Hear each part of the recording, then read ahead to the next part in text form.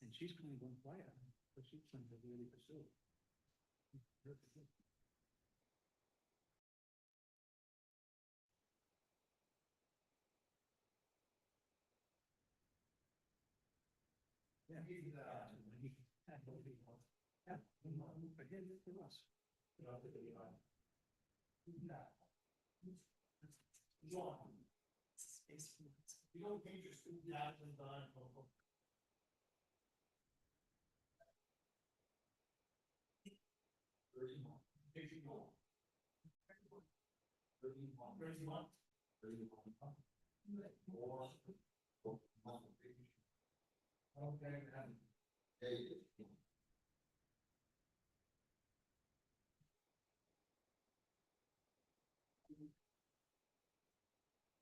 Supposed to be the last meeting.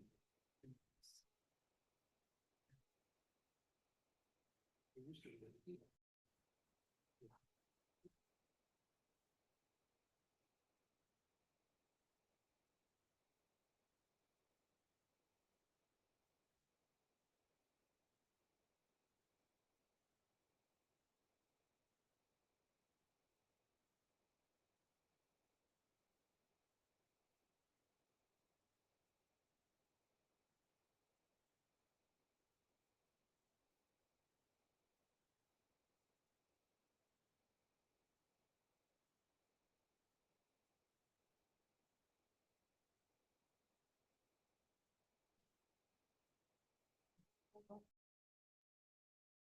I'd like to call to the order the Wesley Town Council meeting for Thursday, April 16th, 2026. First, this is a budget workshop that is proposed, a budget public hearing that is being proposed for the 2027 fiscal year budget. The first thing on the agenda is a public hearing advertised for this time. Do I have a motion to open the public hearing? So moved. Second. Motion made, second by Councilor Aiello. All in favor? Aye. Aye. So in this portion, we will entertain any comments or questions from the public that is in the audience. We have quite a few people here. We have a sign-up sheet typically. And this is just to set the order, initial order, and then anybody that wants to speak after this can speak. But first is Allison Crook. Please state your name and address. Crook. Allison Croak. I'll give my work address, 823 Main Street, Hope Valley, CEO Wood River Health Services. I'm here to thank the council for acknowledging us in your proposed budget. We requested a little over $13,000, which it looks like was approved in the proposed budget. This level of support from the town is very vital to the resources that we provide. So I'll just make I know my statement's very brief this evening. In 2025, we saw 11,800 unique patients between our two locations, so our three locations, because we do dental services on Block Island. 30% of our patients live in the town of Westerly. So 1 in 3 of our patients reside in this town. So we're probably the largest primary care practice in the area. No sign of slowing down. If anyone that reads the paper knows there's a primary care crisis. And it's really challenging for folks to find affordable healthcare, accessible healthcare, and quality healthcare. Just a note on our quality, we are judged against all other community health centers, 1,400 of them across the United States, on a set of quality measures that look at chronic disease management as well as prevention. And based on our results, we have, for the 3rd year in a row, received the Gold Quality Award from the federal government. Only 10% of all health centers in the United States get that level of recognition. So we're, right in your backyard. And also from a tax benefit perspective, community health centers are a tried and true sort of tax benefit to towns, to states. We keep people healthy. We keep people out of the emergency room. I think some of you are familiar with, you might have seen our van around town, picking folks up, bringing them to their appointments. We have a presence in the town, helping with lots of different things, and very excited about the future at the Tower Street Community Center. So that was really my comments this evening, and I wasn't sure if there were questions or if that's not allowed, or move on. It's typically is not, but I'm willing to, if any council person has a question. Thank you. Very good. Thank you. Hey, Councilor LaPetra. I'm just curious if there was any deal between Wood River Health and the Ocean House where their employees would have access to some sort of health insurance premiums exclusively, or you would help them out with that at all? No. No. Okay, just asking. Thank you. That's interesting. Any other comment, questions? Just not really a question, but a comment. Yes, Bill. We increased their subsidy last week, did we not? Okay. Yes, you did. Yes. Which we're very grateful for. The funds came in perfectly timed because we lost our air conditioning unit in our facility in Westerly. So it was, and yesterday, a different air conditioning unit, of course, stopped working. So perfect timing, always. Thank you. Thank you for coming in. Next is, on the sign-up sheet is Mark Gusso, Dr. Gusso. Thank you. Mark Arso, Superintendent of Schools. 23 Highland. I'd like to first thank the Finance Board for their close scrutiny of the district's operational budget. And I'm here to ask that their recommendation to the Town Council be honored. I'd also like to thank the council for their consideration and thoughtful deliberation with respect to the fiscal 27 budgets. As the council knows, and as the Finance Board has shared, in large part due to the diligence of the board, both municipal and school sides of the budget can be funded for fiscal year 27 while resulting in no tax increase. Prior to presenting, as the council considers the school budget tonight, I'd ask that we please consider some context. Prior to presenting our budget to the manager, a budget which was unanimously approved by the school committee, in that budget, the administration had already made a number of significant reductions to our proposal. This pre-work resulted in cuts that will result in larger class sizes, curtail supports to students, and require cuts to our transportation department.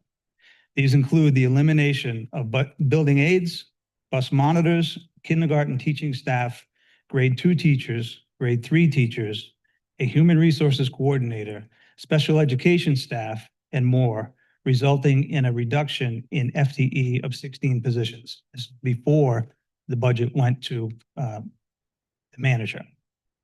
We did this work and we also transferred monies from fund balance, $400,000, because we were trying very hard to bring you a budget request that represented an increase of less than 2% and less than $1 million. I have advised committees for years against using fund balance for operational expenses, because in doing so, we create a structural deficit for the next year's budget right out of the gate. I've been told by more than one counselor over the years that this isn't true, that I'm misstating that. But you heard the same thing last week from the chair of your finance board. And it is this reality that has led the finance board to recommend increasing our ask from $900,000 to $1.3 million. The finance board reviewed line by line our allocations, requested and received voluminous documentation, and peppered us with questions. In the end, they found that the budget was well-built, lean, and tight. So again, our strategy, which we hoped would be viewed as a cooperative approach to working with the council, was to be under 2% and under $1 million. I'd like to just share the asks, most of which have already been approved of the districts in our neighboring communities. They include South Kingstown with an increase of $2.5 million, Narragansett with an increase of 3%, Charahoe with an increase of 4.99%, North Kingstown, $3 million or 3.8%, Exeter West Greenwich, 2.3%, Westerly, 1.79%. The administration believes that the school committee and the school committee and the finance board agree that the district has presented a responsible and affordable budget reflective of our commitment to the students and families of the district and respectful of the taxpayer. Again, funding the budget on both sides of the house would result in no increase to the tax rate. Two items that I anticipate will be discussed tonight, and I'd like to just touch on, include the district ending the fiscal year in the black or with a surplus. As the auditor, James Wilkinson from CBIZ, told the school committee just a few weeks ago, after auditing our budget of last year, we had, quote, a payroll budget variance of $414,000 over the year. When you're talking, and still quoting, when you're talking about a budget over $60 million, in my mind, that's break even. On the right side of break even, but none of the variances from our audit perspective bubbled up to show any weaknesses in budget controls or assumptions going into the budget. The other thing I'd like to touch on is this suggestion that we hear annually that declining enrollment allows the town to reduce the district's funding via provisions related to maintenance of effort. This will be raised tonight, I'm sure, but the reality is this, that it has never been successfully done in Rhode Island and can only happen with the approval of the Commissioner of Education, an approval that will not be granted. So again, I thank the council for its consideration of ours and all budgets. Having built and administered multi-million-dollar budgets for a long time, I know the job is not easy and you will be faced with difficult decisions. I respectfully ask on behalf of the district, the town sees its way to following the recommendations of what was an excellent finance board and fund the school budget's request. Thank you. Thank you. As with the last speaker, if we could have questions of the town council at this point. Yeah, I'd like to have Councilor question. LaPietra. Mr. Gosso, if you could, I just have a quick question for you. I've heard you reference this 2 or 3 times over the last 3 or 4 months. You say town councilors think it's a good idea to borrow from the surplus to cover the operating budget. Who has said that? Which councilors have said that? I believe I had heard you say that, Mr. LaPierre. I've never come never anywhere close to saying that. That would be insanity, and nobody's ever said that. And you keep perpetuating this lie, but nobody's ever said that. In fact, no, you cannot. I got. We don't want to have a debate. If there's a question, I'm happy You to have a answer. question? Well, I mean, where did you get this from? Because I remember clearly you stating that we should be using we should not be getting additional funds for the operating budget when we have that much money sitting in. No, the fund balance, it's the other way around. The operating budget, every time we level fund it, you run a surplus. every time we increase the fund balance, your surplus goes, increase the operating budget, your surplus goes up even more. When's the last time you've had to borrow from when's the last time you had to borrow from your surplus to cover your operating budget? Now while you've been superintendent, Preparing this, no, that's not accurate. you've either. never had it, you've never had to borrow from your surplus to increase your operating 3 budget. years ago, the school committee voted to tap into fund balance to open classrooms. Not for operating budget, never. Absolutely did. Okay, you, Mr. Cole was there, Mr. Ober was there, absolutely did. Went into fund balance to fund the opening. all of right, well, I'm gonna classrooms ask you, Against the recommendations of the superintendent and the finance director. all right, how much is in fund In balance? this year, we assembled the budget, and it was my thought that, again, if we use some of fund balance to do what we were trying to do, get under that $1 million, it would be an approach that might be more palatable to the committee.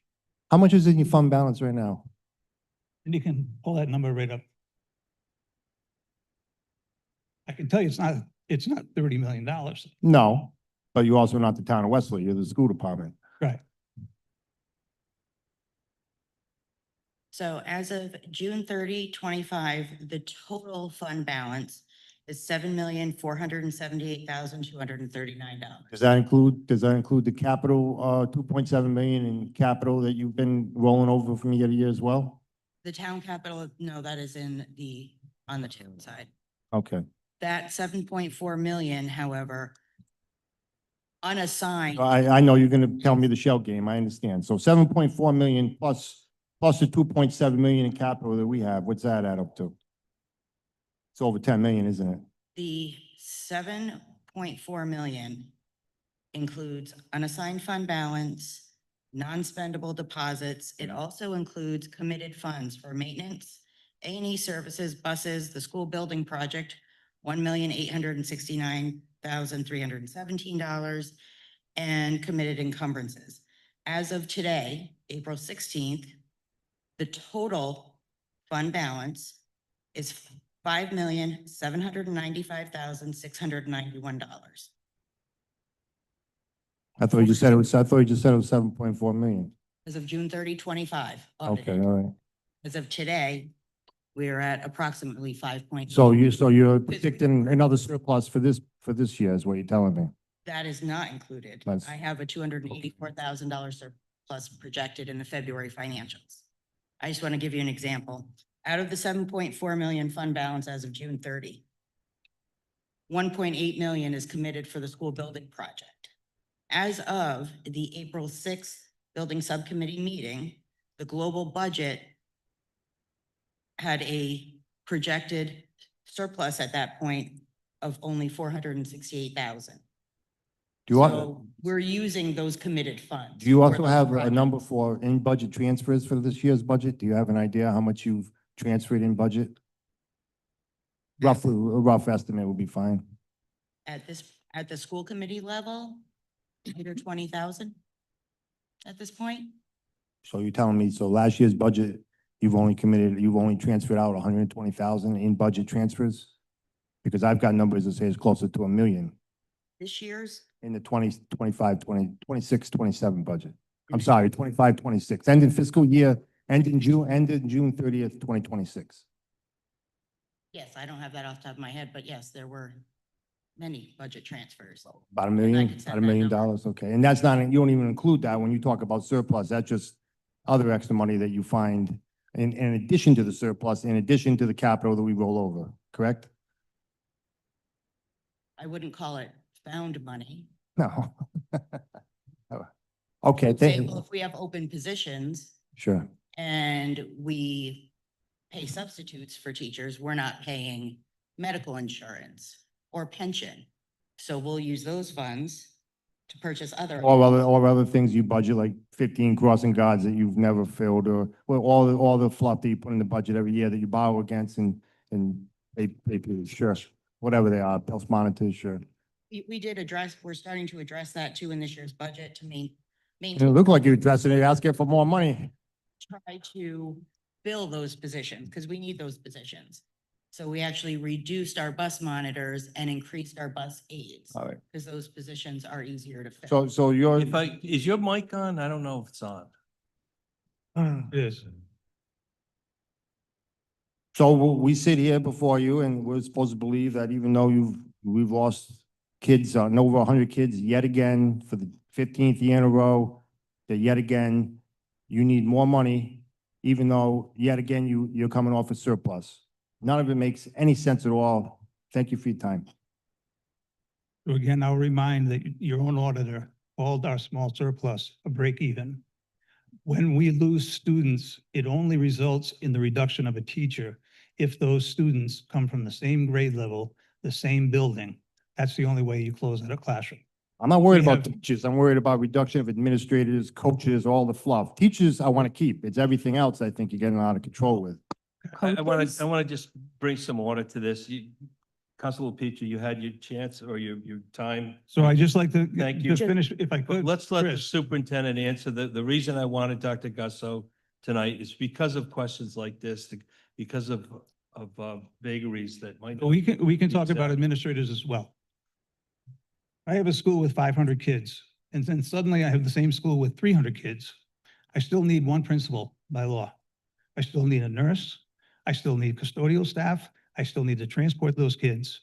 So it's not as linear as people would like to think. Thank you. I'll let other people speak. I just wanted Counselor Hill? the fund balance came up for a Yeah. second and I've sat over there and then I've sat here, I've sat in the back room for every single time that I've ever heard anything come from up here, it has been that you need to go into your fund balance. And I want to recognize that you did that. And you did that really because for how many years you've been beaten down every single budget season saying, go in your fund balance, go in your fund balance. You did. And finally, we have somebody saying, hey guys, we really shouldn't do that. And unfortunately, I wish you were heard previously. Are you swearing right now? Dylan, that's enough. I don't know. We're not Are having we in a a debate different with world here? What are you talking about? We're not They only debating go- with you. Okay, Every. they've never We're gone not to the fund. debating with you. That Never was- gone to the We're fund. not balance. debating with you. I recognize you've never done it. I'm trying to say that I appreciate you tried to meet the council in the middle. That was what we were attempting to do. And I see that 100%. And I know that constituents see it too, because they've come to me and said that. That doesn't go unseen. I'm happy that the finance board backed what I believe is a bad decision on going into the fund balance like that. I appreciate you coming. Cindy, I appreciate it. I hope that the rest of this meeting goes a little bit better than it has so far. But I appreciate what you've done and I agree with the finance board's budget as well. Thank you. Councilor Vandover, you were next. Hi, thanks for speaking. I do have one question. When you say that you agree with the finance board findings, their findings were that you tapped into your own funds for capital improvements. Are you agreeing to that as well? No, what I was referencing in particular was the operational budget. That's what I. So you weren't talking about the capital The improvement budget? capital budget, we have concerns there. When we know that we have a multi-million-dollar roof project coming due at the middle school. It's currently about $5 million. It's phased out over 3 different phases of about 1.7, 1.8 each. With that being removed from the capital request, we still have to figure out a way to do that. But the, So that's my concern. And okay, if we kick that down the road, it's going to be 7 million before you know it, and 9 million, and it's just going to continue to escalate, as do projects. We all know that. Any projects that we put off, they just become more and more expensive. So that's a concern for us. the finance board wasn't suggesting that you put them off. They were suggesting that you go into your own funds to pay for them. That was So one. The other was that we go to bond. that was the other one, which there was a lengthy discussion as how you believe that the taxpayers of this town will absolutely not go for that. So the Based on second, experience. right, so the second was, so when you say you agree with the finance board, you only agree with the with the operating side, not the capital improvement side. I recognize the decisions they made and I respect those. I wish they had included funding for the roof. But we will have to figure out how to get it done one way or another. Okay, let's see. And I think that's it. Thank you. Thank you. Thank you. Counselor Shalaba?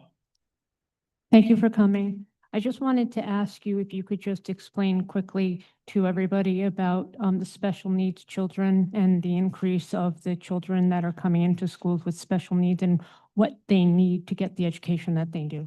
Well, they do. And I know when questions come up about where does our spending go, roughly 80% of our budget is on staffing. And in recent years, and particularly since the pandemic, we have seen an increase in the number of kids coming to us with special ed needs and increasingly more dramatic and expensive needs to meet. There's as you well know, Mary, there's a mental health crisis going on in the community, in the country, and those kids are coming into our buildings. And so where we have reduced administrative staff in many areas, we have started to increase the number of social workers available to those kids, mental health supports, and then also just the special educators that ensure that those kids can meet high expectations. So one of the projects we're really taking on, our CTE programming is second to none. It wasn't always the case, but we're doing a terrific job there, and we are continually investing time and money in expanding those to keep kids in district. But we're also now turning our attention to ensuring that we have the special education supports available in those venues so that kids with learning disabilities or different challenges can be successful in those as well, in culinary and in construction and those kinds of things. So there's special education and meeting the needs of our socioeconomic struggling families is a big challenge for us and comes with resources. Thank you. You're welcome. Counselor Niemeyer? Well, first, thank you for the work that you and your staff and the school committee did in putting this together. Sure, I'm thank you. sure that taxpayers are very grateful that you put together such a lean budget, especially compared to our neighboring communities. 1.79% is nothing to sniff at. When you were going over that, you mentioned that there would be some cuts, including did I hear correctly that you mentioned there would be cuts to the special education staff? We made reductions before we ever sent the budget to Sean. What we start with is what would it cost us to do the same business next year? Mhm. And we recognized that number was just too big, especially if we were going to, like I said, come in below 2%. So we made reductions where we knew we could in order to get it below that 2%, under that $1 million before it came over here. And there were some special ed staffing things, mostly paraprofessionals, and one educator from the high school who's leaving us, retiring and going to another district. That position is not going to be filled. So we included that in our computations. Understood. I mean, I know from personal experience that those paraprofessionals can be miracle workers for Absolutely. students. Absolutely. Is given that there is this cascading special needs need in the schools. Agreed. Are you worried about those cuts? Is that something that we can afford to make? It makes things tighter, but where special ed and Title I differ a little bit from the operating budget is there are usually federal funds available to offset some of those needs. Title I for students who are struggling with literacy from low socioeconomic backgrounds, IDEA Part 4 and Part B come to us to support those needs. So I think we'll be in good shape, but special ed is always a moving target because we do the best we can to meet our kids' needs in district. But then from time to time, there are kids that we don't have a program for, and we have to send them out. And that might be $100,000, $150,000 tuition. So that's part of why we need to maintain fund balance, is to have those monies for unexpected expenses. Understood. So just to sort of review that for a moment, you're comfortable making those cuts because you do believe that it'll be made up with federal and state programs that you have access to? To the extent required, yes. Okay. Absolutely. And I have an outstanding special ed director, and I count on her greatly. Yes, you do. Well, thank you again, and thanks for coming. Thank you. Thank you. Any other questions, counselors that haven't spoken? Not many questions, but I'll probably have a couple. And just wanted to make a couple of comments on some things that you said, is that there's a couple different methods that the council has to reduce the local appropriation. One is if it's like a one-time event or something or other, yes, it has to go through RIDE. But by state law, the council does have the authority to use declining student enrollment to reduce the the local appropriation. And that without still right requires approval of the Commissioner of Education. Not according to the law and not according to our solicitor. Okay. We can still do that. And just so everybody knows, that would be, if we were to follow the student enrollment decline, which is declining since 2003. The local appropriation from FY '26, the current year budget, which is a little over 50 million, it could be reduced by a little over 2 million, which would bring the FY '27 to a little over 48 million. That can be done without RIDE approval, according to our solicitor and what we have. If we stand corrected, so be it, but not according to what we have so far. Okay. There's a couple of different scenarios in state law. One has to be approved and one doesn't. And talked to the finance board the other time, and I made it clear too that I didn't think massively cutting capital everywhere is the most prudent way to reduce a budget. Because you're quite literally just kicking the can down the road, whether it's school or municipal. So I don't think that's the most appropriate. It's an artificial low for the year. We're going to have to make it up in subsequent years, and it's going to be even more expensive. Now, you probably remember that I've said that I think we should start doing more things through capital and less through bonding. When you bond, you're going to spend a lot of money on interest. So why not use capital when we can? You get the full dollar value then. Naturally, if you're spending 20, 30, 40 millions, you don't have a choice but to use a bond. So there's a couple of things there. And this is something I'm trying to keep in perspective. And let me say that, I mean, I don't envy any superintendent, especially during budget seasons. It's a tough job. There's a lot going on. As is yours, Bill. It doesn't come close to what you have when you're talking with students and all of that. I'm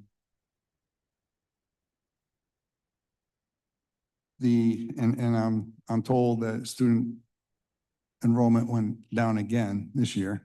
I was just going by the October enrollment date figures. So we're talking out of $150 million budget roughly, we're talking, as you said, over 61 million for the school department with around 2,000 students versus the municipal budget, around 43 million for 20,000 plus people in the town. So where's that balance? And I realize some things are governed by law and either federal or state. I realize that. But I think we're coming to realize that maybe we didn't need to spend all that money on a new building. We had sufficient buildings to handle this. So that's a story for another day.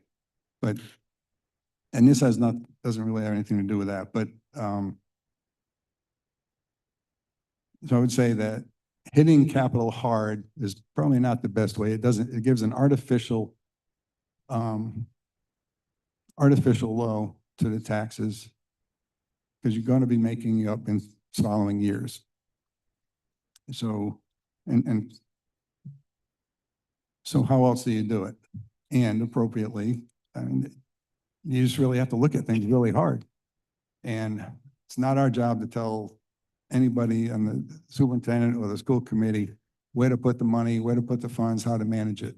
And it's bottom line pretty much. Capital, we have a little more control over, but it's the bottom line. And how you choose to spend it is your decision within the parameters that you have. So, I mean, I mentioned last week, or no, not last week, but during the finance board presentation that I believe it was then, I may have said it again during a workshop, that I had thought seriously about, I mean, obviously it's not going to get support about going the student enrollment route and trying to reduce it. Realizing, of course, that there are contractual obligations, which again are done by the school committee, not the council. But given that, contractual obligations, maybe some utility increases that are expected, things of that nature, about $1 million. So reduce that from the 2. And go with that, or level fund. I said, I couldn't see how I could support anything above level funding, the local appropriation portion. I've made a commitment for capital before. I do want to see the capital used in a timely manner. So I think I think the accounting is much better than it was in the past. I had to make it clear a few councils back that there was still a few $100,000 in this account or this account in the school capital, and nobody in the school department really knew about it until they went and looked at it. So I think with Cindy there, I think things are tracking better and getting a handle on it. But I am curious on the roof for the middle school. You said do you have a formal estimate, or are these? Yes, no. Do we you have that. formal We were estimates? slated to start the work last year. Okay, We didn't have the money to do it. all right. I mean, We're that's in year 21 of a 20-year roof. So the warranty just ended last year. the warranty ended. Okay. And with all the mechanicals up on the roof, the HVAC and all of that, and the work that requires, and the weather we've had, the roof takes a beating. Yeah. Yeah, the weather fluctuations and you poke holes in a roof, you have to maintain that kind of stuff. And you need to, if there's any leaks, you need to take care of it pretty quickly before it creates more of a problem. And it's more expensive. So I'm going to stand by my commitment before is I do think we need to do more with capital. I don't know if I give you everything there, but I would definitely support capital. I'm sure I'm going to be outvoted, but I'd support level funding, and I just want you to hear it directly from me. Thank you. Councilor LaPicha wants a point of privilege, and then it's my turn. Mary, for the record, because the lie has been told many times now. I've said it before, and I'll say it for the umpteenth time. I've advocated and supported that the school go into the surplus to fund at least part of their capital requests. At least part of their capital requests. I've never said that they should go into their surplus for their operating budget, because my position is in a level funded operating budget would only further extend the surplus. So why would I ever think that they would have to go into the surplus for the operating budget? And this lie's been perpetrated now by my fellow councilors, members of the school committee, Dr. Gasol, Mr. Finizio. I've never said that. I've always maintained the position that they should use their surplus for at least some of their capital requests. And I still believe that. But please, So, and please. so if we, Don't if we just despair. say you were misunderstood, Mr. LaPicha. I've been misunderstood by a lot of people now. Misunderstood. All right. We have done what you've suggested. We have gone into fund balance to address capital needs on a number of occasions. There's been at least 3 where we've taken in excess of $1 million to address capital projects. And it may surprise you, Mr. Gasso, that I would be in favor of, and like Mr. Aiello, that I believe you should be level funded because I believe it will create a surplus yet again. But I'm willing to give 1-2 million maybe in capital requests because I see where that money is spent, and I think you should have the capital request. But to increase the operating budget when you run a surplus for a decade, it seems, is just bad money management. And I'll stand by that. And I think Mr. Aiello said the same thing. Okay, that's enough. Every council's had a chance to ask their questions. I'm going to just throw out a couple that I did attend the finance board presentation of the school committee, the school budget. And there were some things that stood out to me that, and you mentioned it tonight, you're reducing the full-time equivalent staff by how much? 16 for next year? Just wanna grab it. 16 full-time equivalent staff.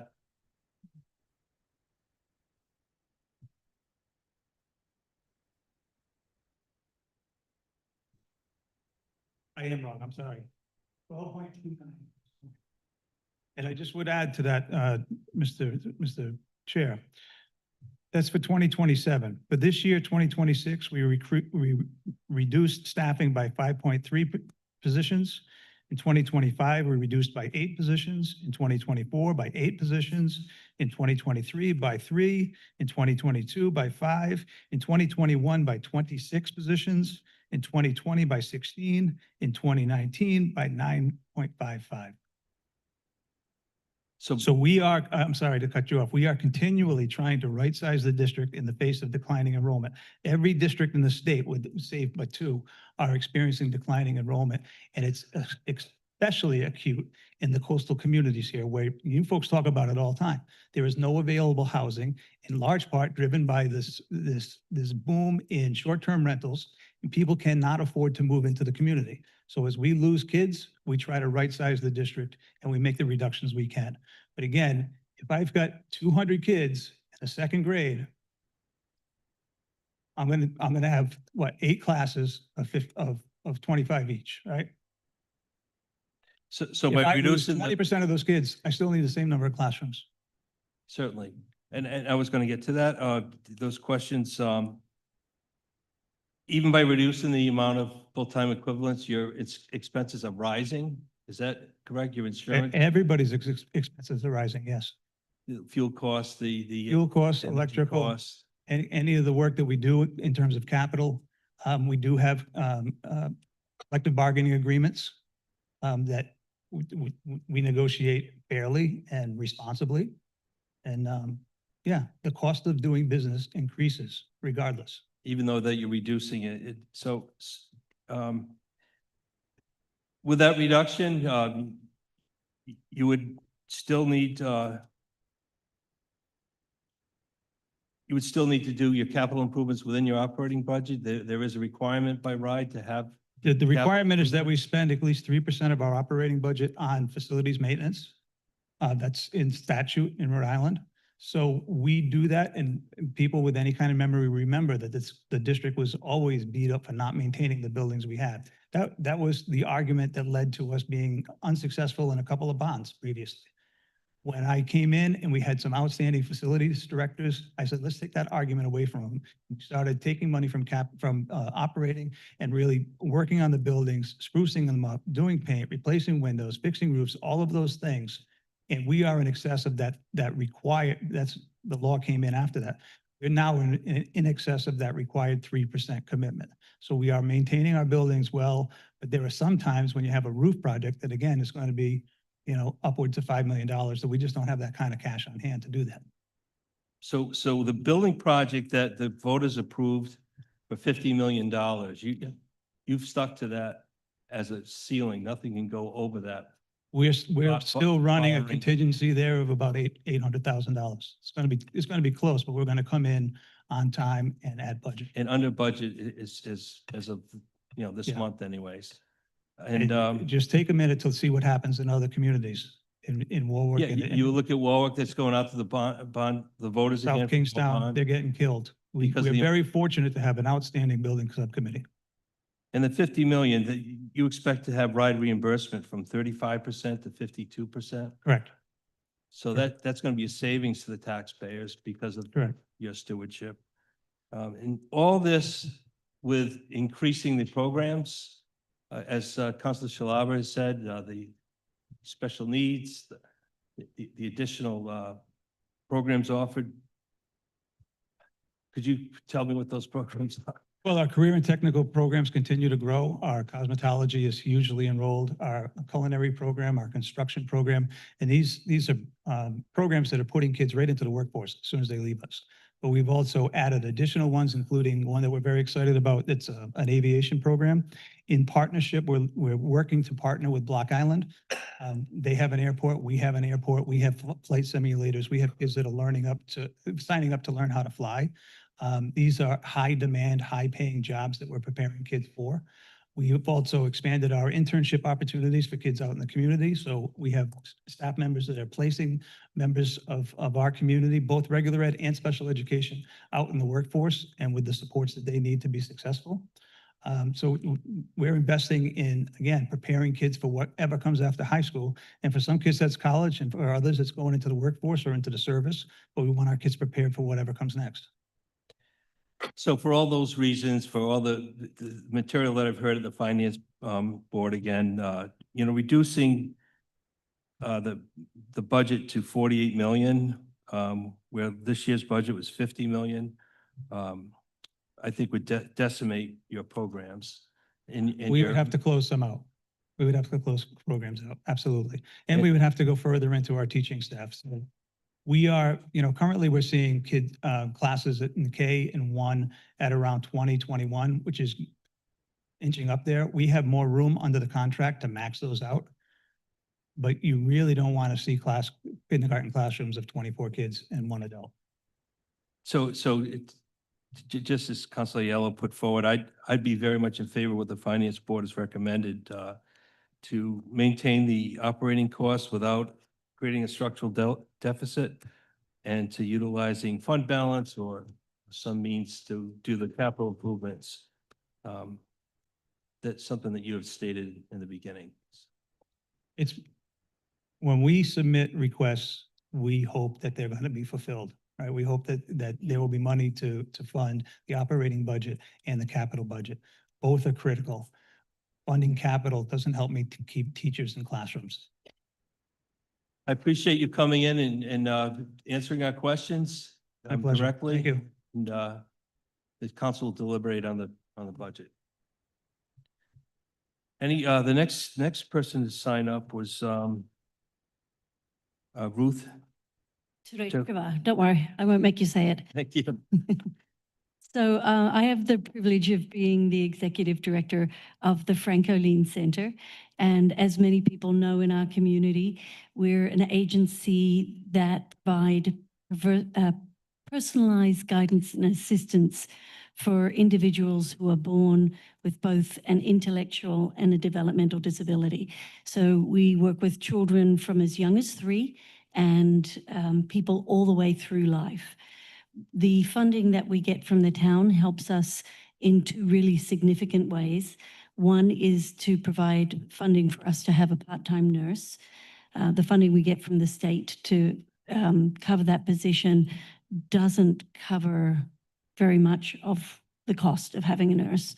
The nurse does things like when somebody new comes in and joins the Olean Center, all of their medical history, because most people who come to us have a complex medical history.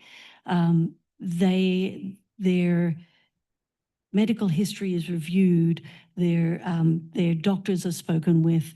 We find out how best to support that person medically at the Olean Center so that they can go out and be active members in the community. Our nurse is an advocate for making sure that doctors understand what's going on in individuals' lives and individuals understand what the doctor is saying or the nurse is saying. So she's a translator. She's amazing.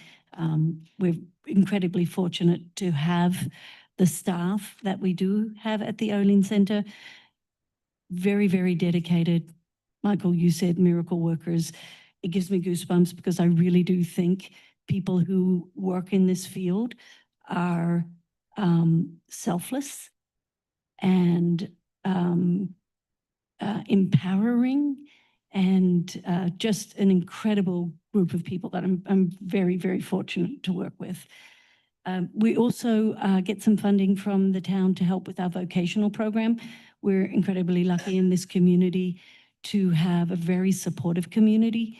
We have at the moment 15 people that are in supported employment working in many, many locations in town, contributing to the community, contributing to their families, having a sense of purpose.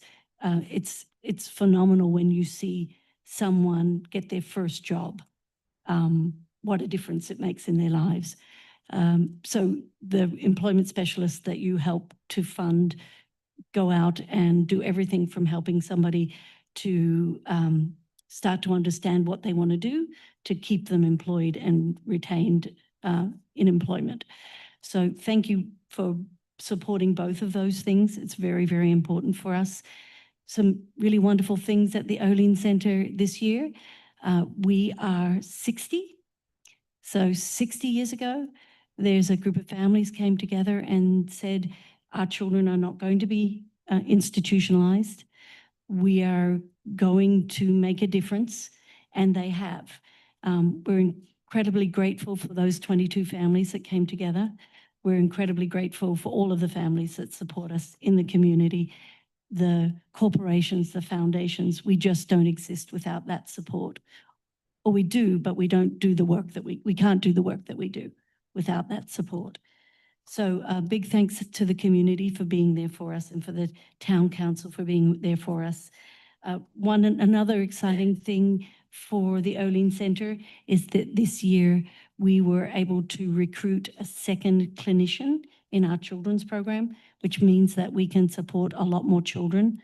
You can't have direct care workers working with a child with an intellectual and developmental disability unless there's a clinician, and our clinician's caseload was completely maxed out. So finding a second clinician is really wonderful. It means that we can get to the wait list or some of it. So if you're out there and you want to work at a place where you're valued, where you make a difference in somebody's life, come and see us, the Olean Center, OLEAN, Olean Center. Let us know. I interview our new employees all the time when they've been with us between 1 and 3 months. I always hear how phenomenal our supervisors are. I hear how phenomenal their colleagues are, how supportive the environment is. We today celebrated one of our employees who's been there for 43 years. We joke that she started when she was 2. It is an amazing group of people, and I'm very, very thankful for the town council for recognizing the work that happens, the lives we change, not just the people that we serve, but their families. So thank you for doing that. And I'll take any questions. Thank you very much. Any questions? Council LaPetra? Don't have the subsidy list in front of me, but do you need anything? I don't know how much you asked for and how much we gave you, but. We gave him a 5,000 raise, What- Yeah. manager's budget. We What- totally appreciate What that. did you ask for? 25. All right, well. Yeah, I'm happy with 20. 20 is great. I know how difficult the decisions you have to make behind the scene. If you want to give me 25, I'm not going to complain at all, ever. We can use it. Well, if you do need something, Mary, are you the liaison to the? Yes, Sure. Mary is our And liaison. please reach out to us because you do great things for the community and we recognize that you've been there for longer than I can remember. So, all right? Yeah, thank you. 60 years. You're not 60 yet? Yeah, good things come with age, right? We have a, Yeah, don't convince me. I'm not convinced of that one. oh, I hope so. But we are an agency that continually believes in incremental change. If we make a tiny change in the positive way every day, then in 365 days, we're in a very different space. So that's kind of the mentality we have. So thank you for being supportive of us. Thank you. That's the limit of who signed up. If there's anyone else in the audience that would like to speak, please come forward and state your name and address. Mr. Ober.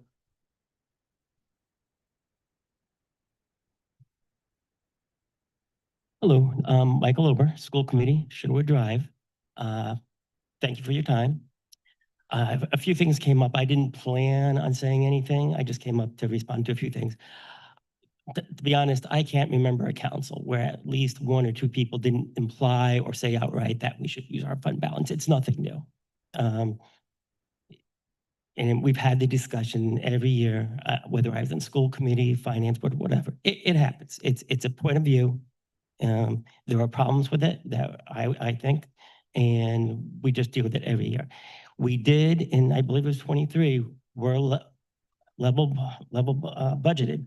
We did take about $250,000 out to maintain some activities that we were going to have to cut.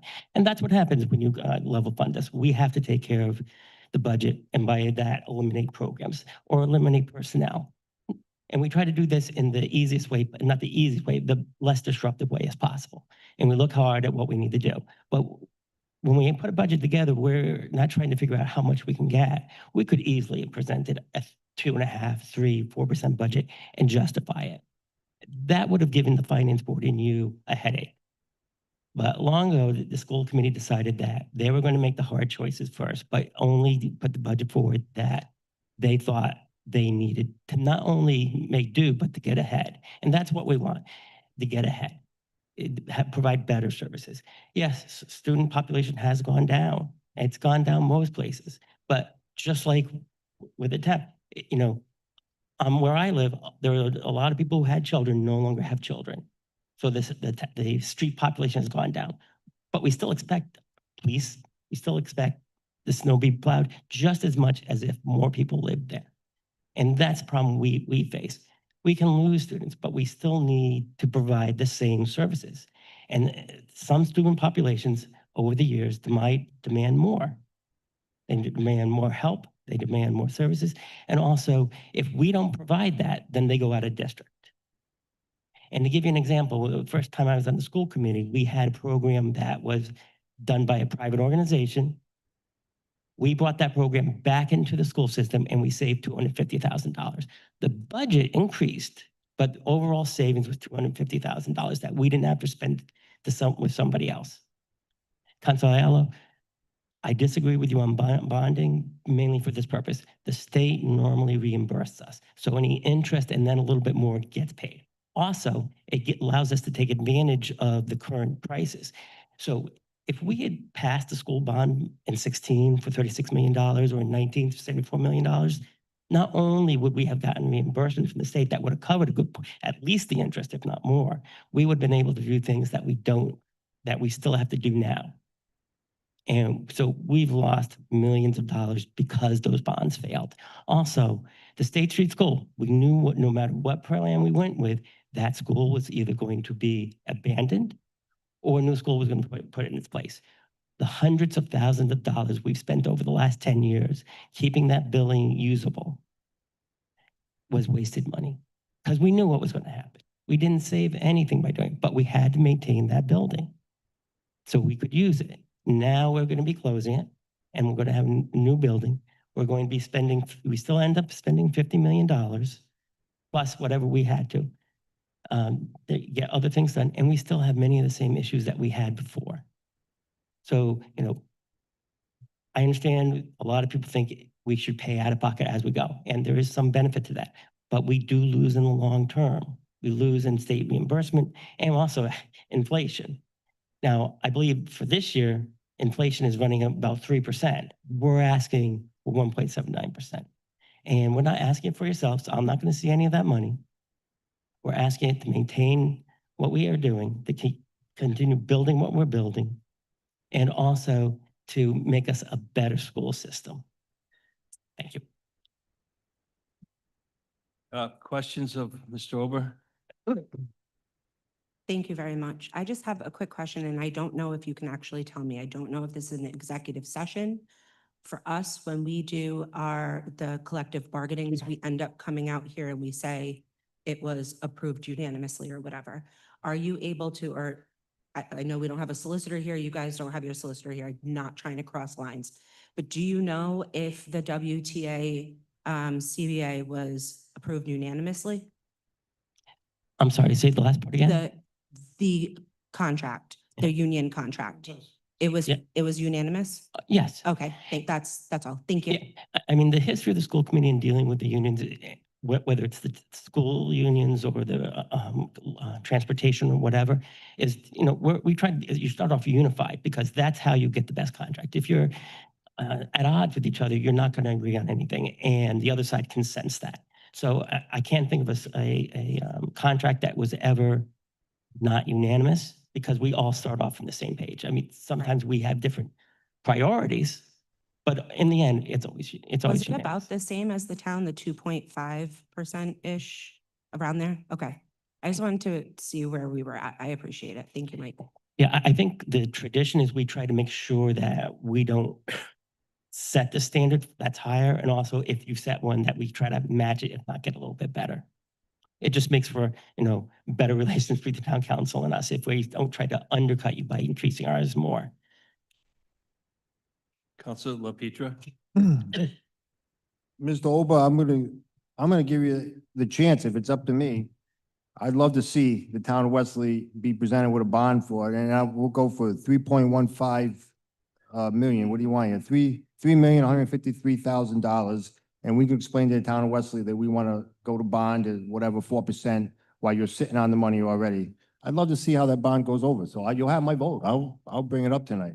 Secondly, just to clarify, I just want to see how you consider this. If you project a $750,000 surplus in a fiscal year, and yet you have to take $250,000 back for some operating expenditure, do you think that's a $500,000 surplus now, or do you think that's going into your surplus for $250,000? So we can't plan on surpluses, just like you don't plan on surpluses. We have to plan that. We're not going to have one penny extra.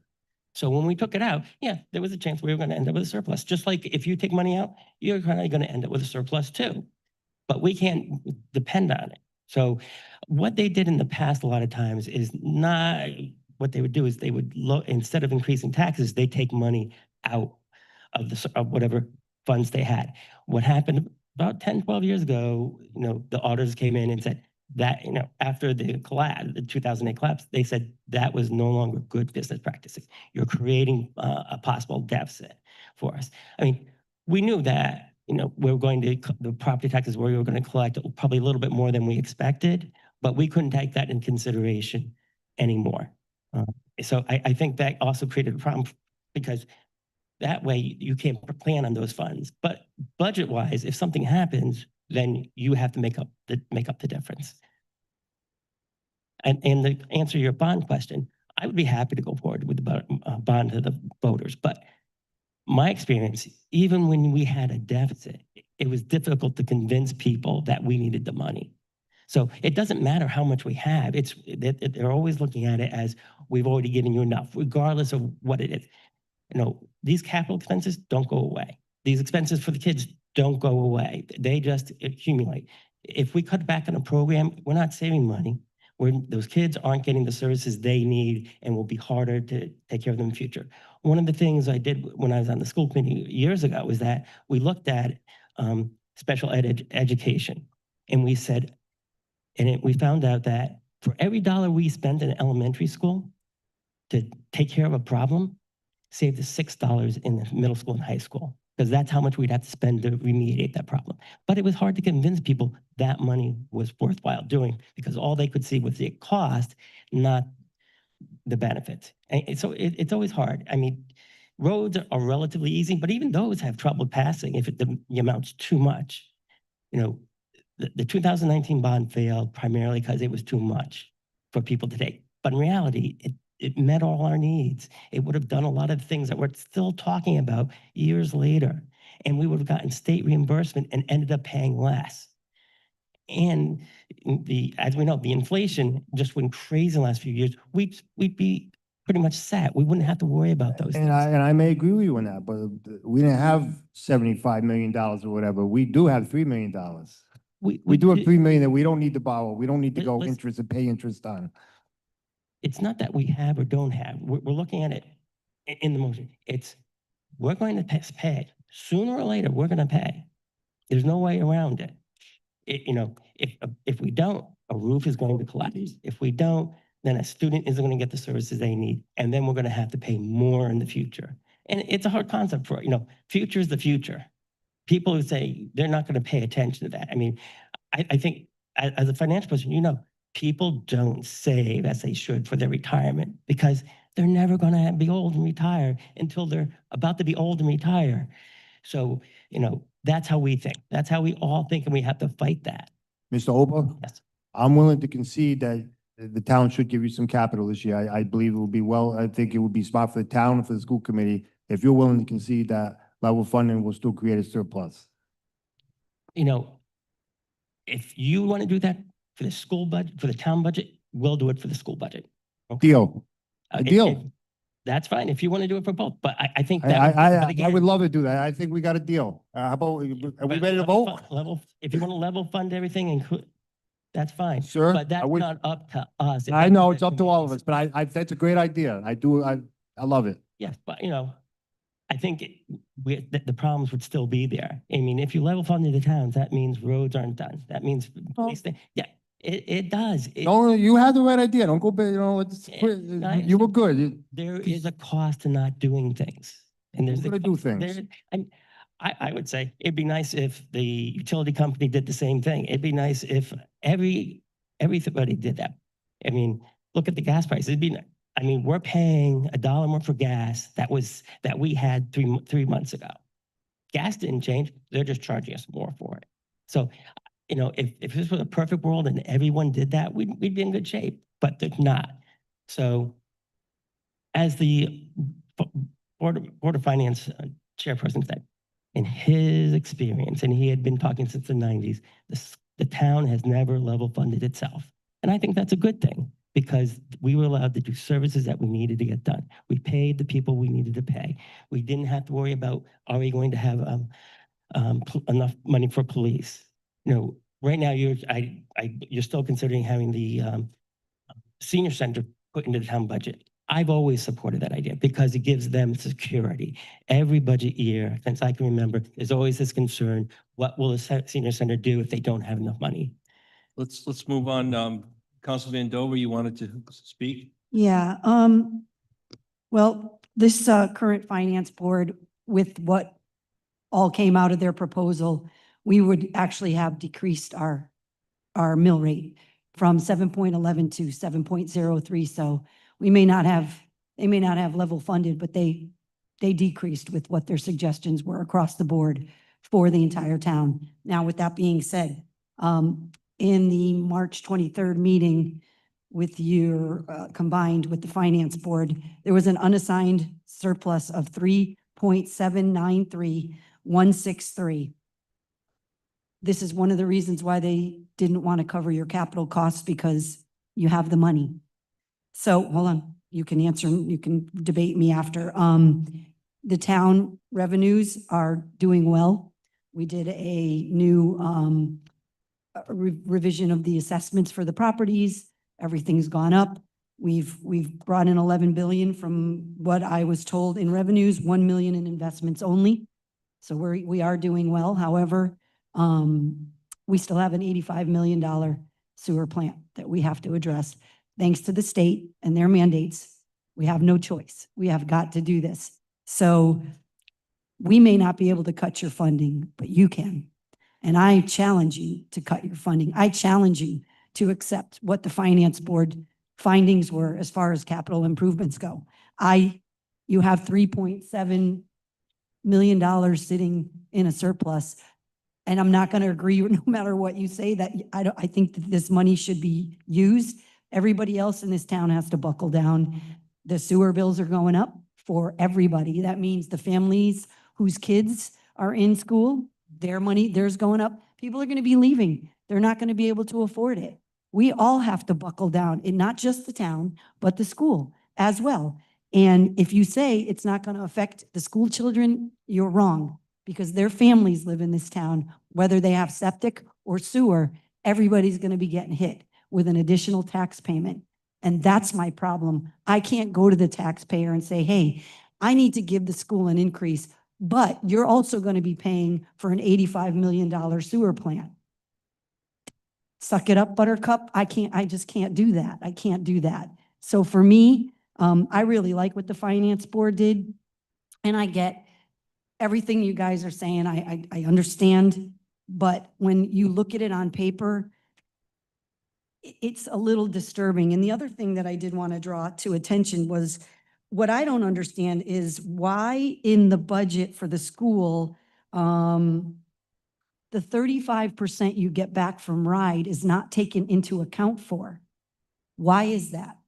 That was something that we learned from this finance board that kind of actually blew me and several other people in the room away when we found that out. So I don't understand why the 35% isn't taken into account. Now, that's what the finance, I have it written down right here. So I take really great notes because I don't want to be wrong in what I'm saying. And again, it's nothing personal. We just have to realize that we're all in a pinch, big time in this town. And we all have to make some sacrifices, not just the town, but the school as well. So with that being said, I like what the finance board did, and I would like to see this come. I would even be happy if we could still stay at the same 7.11 per thousand for the mill rate. I think that's fair. But to continually give more money to the schools when, again, the kids are down, I know insurance costs are through the roof, but there are people in this town that don't have insurance, can't afford insurance. So forgive me for not being, so kind to say, but there are people that have no medical benefits in this town and you're asking them for more money and it's just not fair. Point of Counselor, clarification, yeah, Thank you. we're not debating this. We're asking questions. just a point of So- clarification. Point of clarification. Sorry, Mike. I just want to let everybody know who's listening and watching that even with the sewer, and if we go with the finance board's recommendation on the school, our taxes are not going up. So I just want to, it was presented a little differently just there. That's not accurate.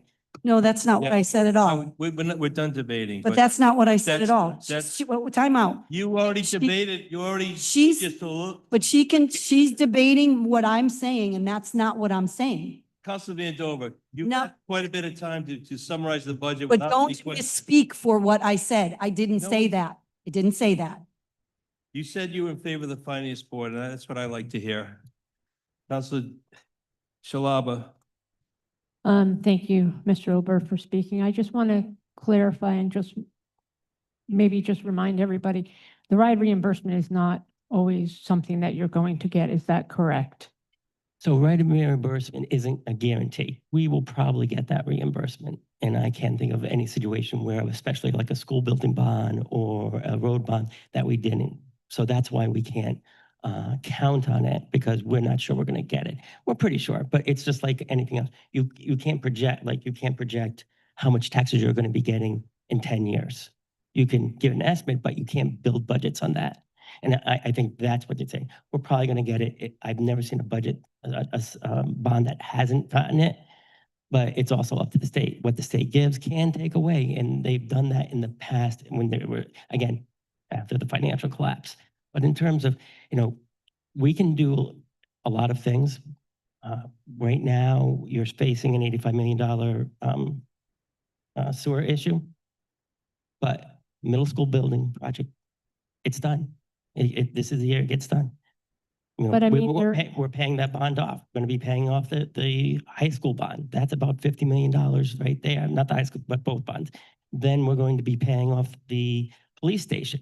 So as we're accumulating bonding, we're also getting rid of those bonds. And when you live in a community, you have to meet the needs of that community. it's And not sometimes- the school that's paying that, right? It's the Right. town government, Right. municipal government. But again, it's up to 35% and it's not guaranteed. And there has been times that It's the higher school than has not 35. gotten it. It's higher than It- 35. It's unusual for, I can't remember a time when a school building project hasn't received it. I could, and to partially answer Councilor Vandover's question. Under the law, we are entitled to 35% reimbursement on those projects. As Mr. Ober says, if the state funding isn't there, the state funding wouldn't be there. But to Ms. Vandover's question, why isn't that included in our budgeting? We don't even become eligible until all projects are finished.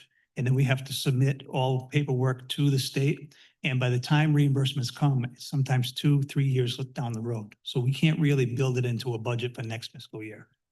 Could Thank I you. ask, where the reimbursement goes to? Does it Thank go to you. the school department or does it go to the If- town if- municipal? If but- it depends on the funding source. If the funding source is the town capital budget, the reimbursement goes to the town. Right. If the school takes money out of fund balance or out of the operating budget to fund capital projects, the reimbursement comes back to the school side.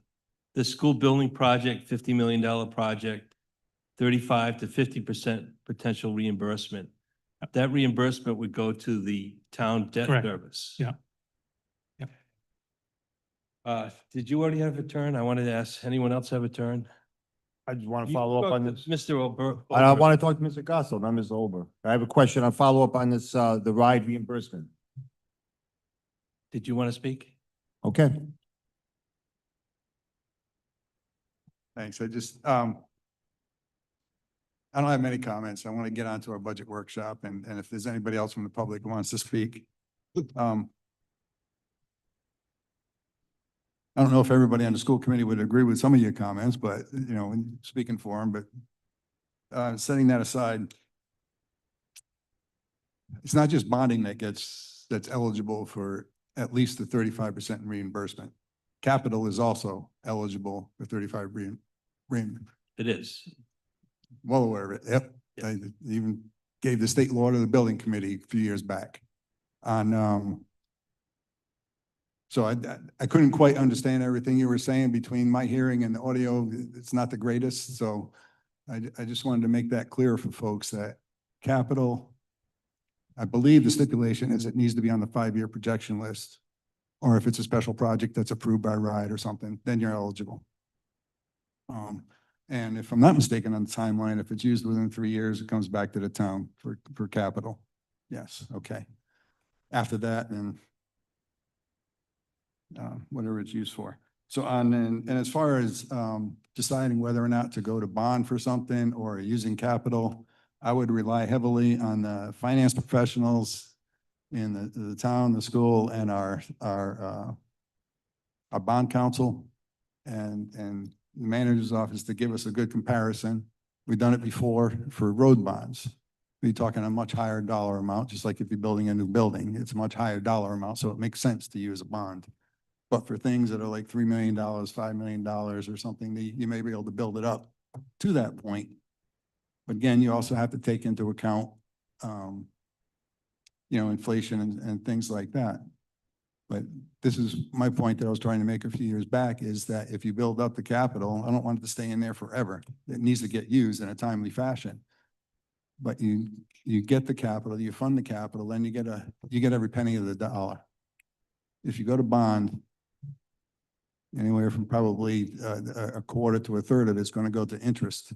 So that's my general thought. There may be some variances on the type of bond and all this with the interest rates and such. Sometimes the interest rates are very low, where it's very nominal.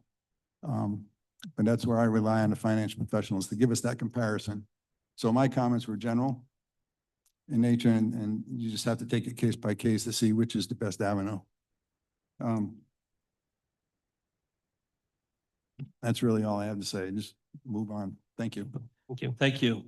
Yeah, I'd I'd just like to say that thank you for your time, and we're happy to answer any questions you have.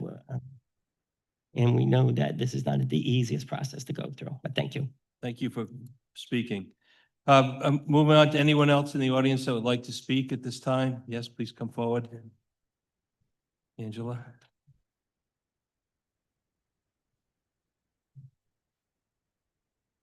Hi, I'm Angela Goethals, 7 Granite Street. I am a member of the school committee, but I don't represent the committee. These are just my thoughts, and I'll be brief. My youngest child turned 6 today, so I have to go eat cake.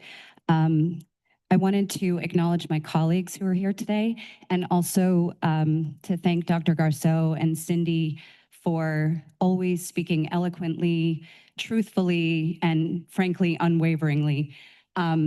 Their story never changes, and they are steady as they go. So thank you both. I just wanted to underline the point that if we lose 100 kids, that does not equal closing one classroom. The calculus is much more complex, and I would encourage you all to embrace that fact and ask any questions about the nuance. I am really new to it all, but it is a steep learning curve. That being said, I want to say that if you're a parent, if you are a young professional who's thinking of starting a family, if you are a grandparent whose grown kids want to move back home for the free babysitting, the most essential calculus that you are ever going to consider is the schools, the health of the schools in the town that you're looking to move. And so I encourage this council to look at the big picture, that we're not just talking about schools, we are talking about a ripple effect in our community, in our businesses, in our housing, and in the growth and health of this town. It's not as simple as just the schools. And I will finish by saying that I hope that you all remember inside the numbers, others have said it before, These are kids, these are families, these are teachers, these are administrators, these are your neighbors. So thank you all so much. Thank you. Anybody else in the audience that would like to speak at this time? Please come forward. Seeing none, that concludes the public hearing. Entertain a motion to close the public hearing. So moved. I'll Second. second that. Motion made and seconded by Counselor Yellow, I heard first. Third by Counselor Vandover. All in favor? Aye. Aye. Very good. Make a motion to close the special meeting and take a 5-minute recess. So moved. Well, Motion discuss, made. you guys Is want to there a take a second? recess? Really? Second by Counselor Healy. Seconded by Counselor Healy, close the Yeah, this was 2 meetings, Dylan. research. Yeah. Wait, would, Whatever.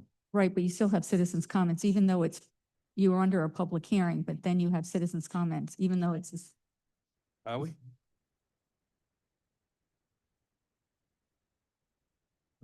Oh, I thought we just did that. Okay, thanks, Mary. Madam Clerk. So we close the public hearing. All in favor? Aye. Aye. Any opposed? Public hearing is closed. Now we're into citizens' comments. I don't have a sign-up sheet. Is there anyone in the audience who would like to speak during citizens' comments? Seeing none. Councilors, I'll close item 3, citizens' comments. There's no council response. I'll entertain a motion, Councilor Shalaba, for adjourn. So motion to adjourn the special meeting and take a 5-minute recess. Second. Motion made and seconded. Discussion. All in favor? Aye. Aye. Opposed? We are adjourned for 5 minutes, then we'll come back for the budget workshop.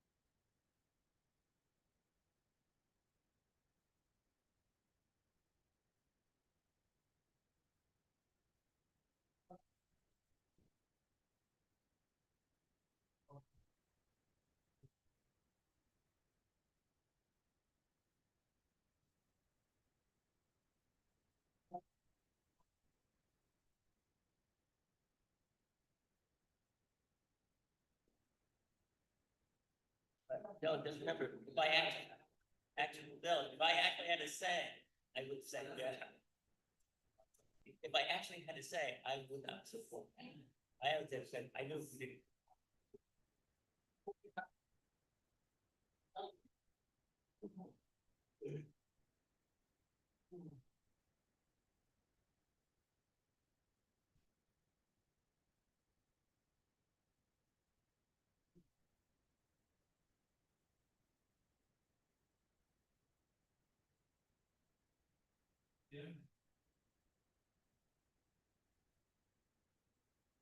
I'd like to call to order the Wesley Town Council meeting for Thursday, April 16th. This is a council workshop to review the fiscal 26-27 year budget.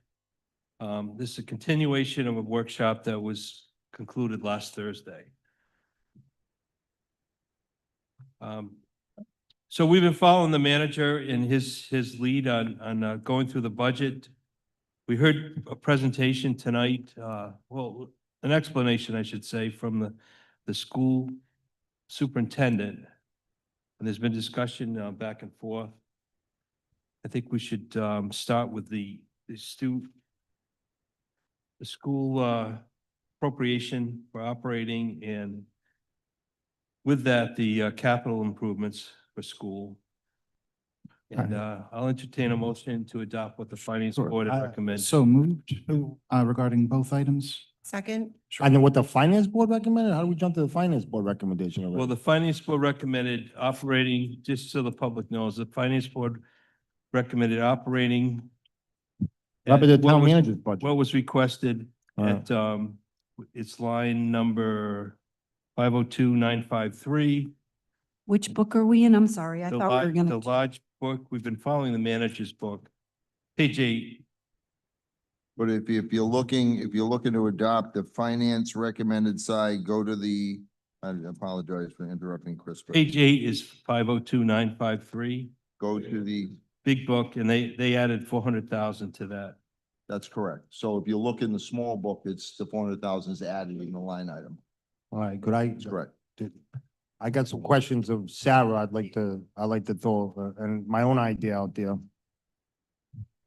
I think I have, There's been a I motion made by Councilor, think I have a little more experience in stuff like this in the finance board. I'd like to throw my idea out there. okay, Councilor Niemeyer made the motion, or I seconded by believe- Council. I believe we're Healy. in the discussion now, so if we can discuss it for sure. Right. But, So now we're in but the motion is discussion. on the table. All right. Councilor Healy. So we're in discussion. All right, I've got an idea. And this is, Sarah, you'd have to help me. Part of my idea, I'd like to make sure that I come in at a 7.11 mill rate if I do this, all right? So, the finance board was right to reduce the budget. We don't want to, it was a little high, and we do have the sewer bond, so I do agree with Darrell and the crew reducing, the expenditure to the school. However, I think they got it backwards. And what I mean by that is, when you reduce capital, all you really do is kick the can down the road, and we're just gonna get these same requests in about less than a year now. And the budget and to up the operating budget as much as we do, just expounds on the problem of their surplus going up and up and up, probably over 10 million by next year. So we're perpetuating the problem on one side, and we're kicking the can down the road on the other side. So my idea is to flip it, and this is how I'd like to see it happen. Now, just hear me out. I do want to level fund the operating budget. I know everybody's not going to like that, but I promise you, they've run a surplus so many years that if you level fund, I know the numbers say it won't, but they will. They will run a surplus yet again. But let's move past that for a minute. If we do level fund, I do want to give them a lot of capital, okay? And this is what I'm willing to give them, because these are all things I think they need. I'll give them the 1.6 million for the roof, 400,000 for the HVAC upgrades, and 175,000 for the window replacements. Those are concrete items you can see. That comes to 2.19 million that I'm willing to give to the school committee. If we level fund the operating budget and give them 2.19 million in capital. Now, let's delve deeper into that. If they spend the money, I don't want them to carry it over for 5 years. I want them to spend the money as soon as they get it, please. I mean, don't wait forever. That means we'll get the reimbursement. the ride reimbursement of $767,000 will come back to the town. So really, it's only gonna cost the taxpayers $1.4 million or $424,800. So 1.4 million. Now, I'm willing to sweeten the pot, and this is how I'm willing to sweeten the pot, because I know I'm on the council for 2 more years, and I guarantee I will get this request for the next 2 years. The way the school committee does things is very, it's municipal bookkeeping and accounting. It's totally different from my world. I'm starting to see they keep different line items open. For instance, this turf fund, somewhere there's an account balance with 119,000, negative 119,000. I don't know how they're carrying this on. They're only going to wait for a council that's dumb enough or long enough to remember, oh yeah, I don't even remember about the turf field. Here's 119,000. That request will come every single year for the next 100 years if we let it. So let's sweeten the pot. Let's give them 2.1 million in capital requests this year.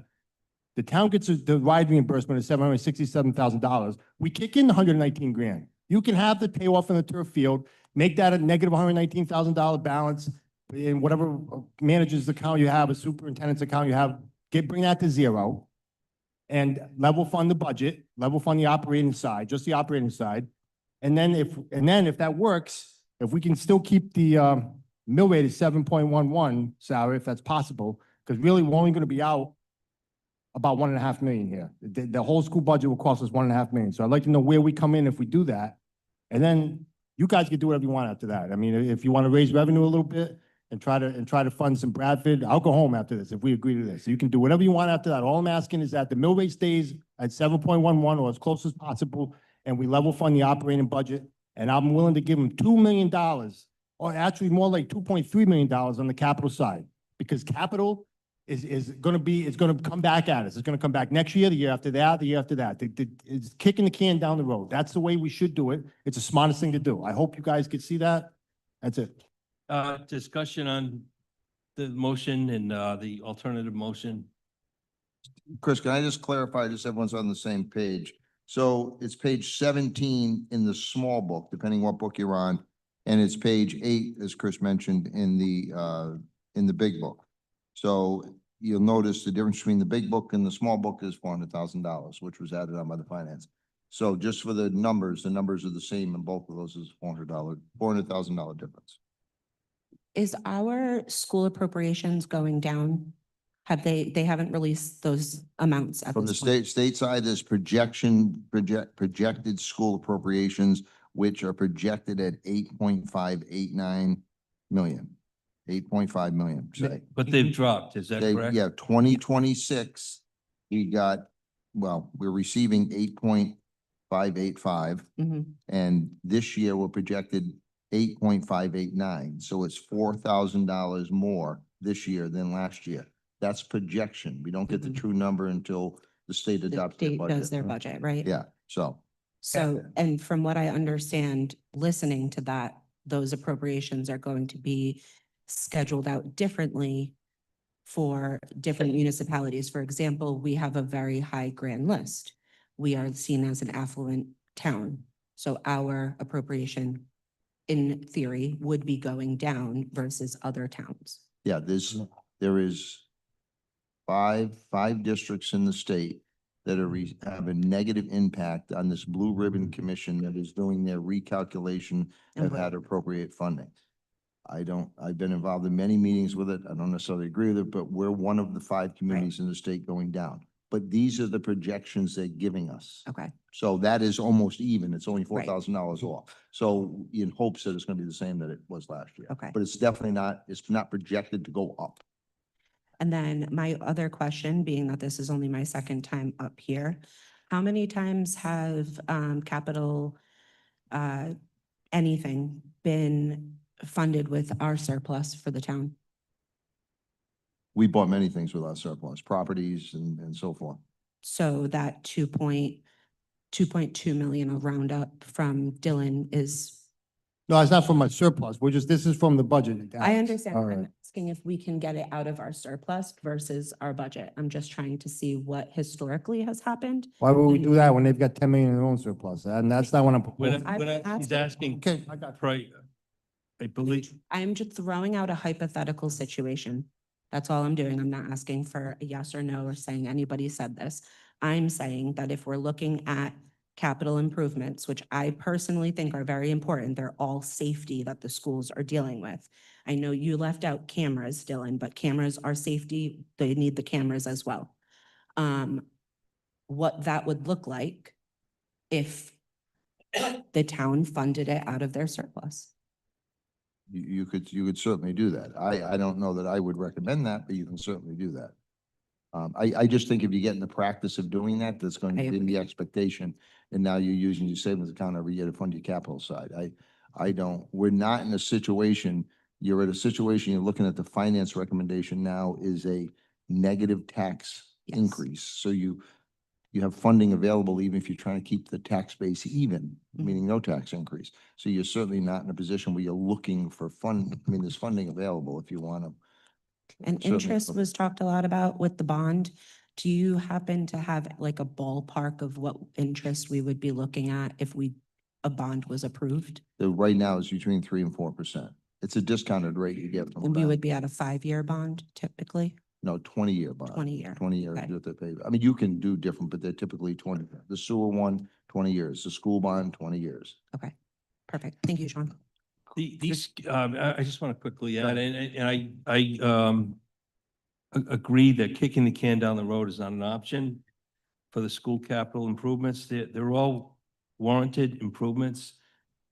Protection of the middle school building with the roof, a new roof, the safety improvements, the cameras, the finance board recognized those as critical as well. They just saw the available fund balance of the school department, a one-time expense is the best use of that available fund balance, unencumbered fund balance. So the finance board thought that they should utilize their funds rather than raise taxes to bring this up. The operating increase of, the finance board called it a modest operating increase, and it was to keep programs and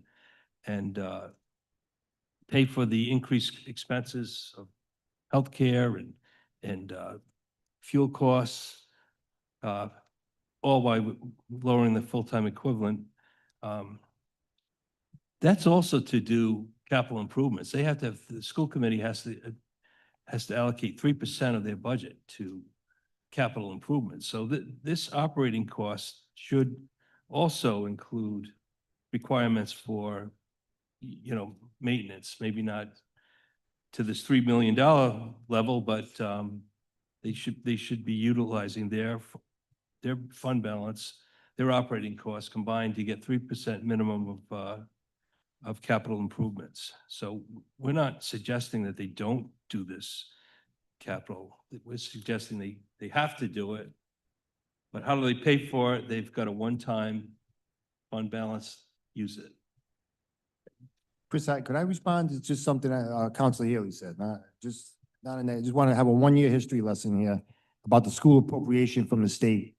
We heard these same arguments last year. Donald Trump was going to come in and cut the school appropriation by millions of dollars, and we had to give him. And last year we gave him a very good bump. Okay, and that's where that bump that we gave him last year is where they're starting at this year. By the way, every time we give them an increase, the following year that's where the baseline is, and that's where they are this year. And the reason we gave them that great increase. And I got up on my soapbox and I said, this is wrong. And of course, history proved me right as it usually does. But what happened was Mr. Trump didn't cut the school appropriation at all. And the state of Rhode Island gave him everything they had coming. And yet we give them I don't know what it was, a 3% raise last year, 2 point something. Okay, so let's not fall for the same trick again that they're going to be reduced by the state because we've already played that last year. We can't play that card every single year. Let's see what happens. One time if we level fund them, I'll stake my reputation. I'll quit the council if they don't end up with a surplus. How's that? Okay, that's how sure I am they're going to end up with a surplus in the operating budget.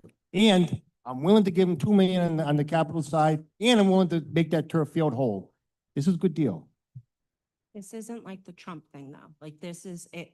There's a committee, there's towns that are on this, has nothing to do with the president. This is our state and what our I state. know, but is they doing. say there's always, every This year, is every year, legit. I hear the same thing, and every year, lo and behold, they get all their money every year. I mean, it's. Maybe parents that have children in the system. I know you're a little nervous, but I know you're nervous, Understand a little bit better I on the get it. situation. but they get it every but- year.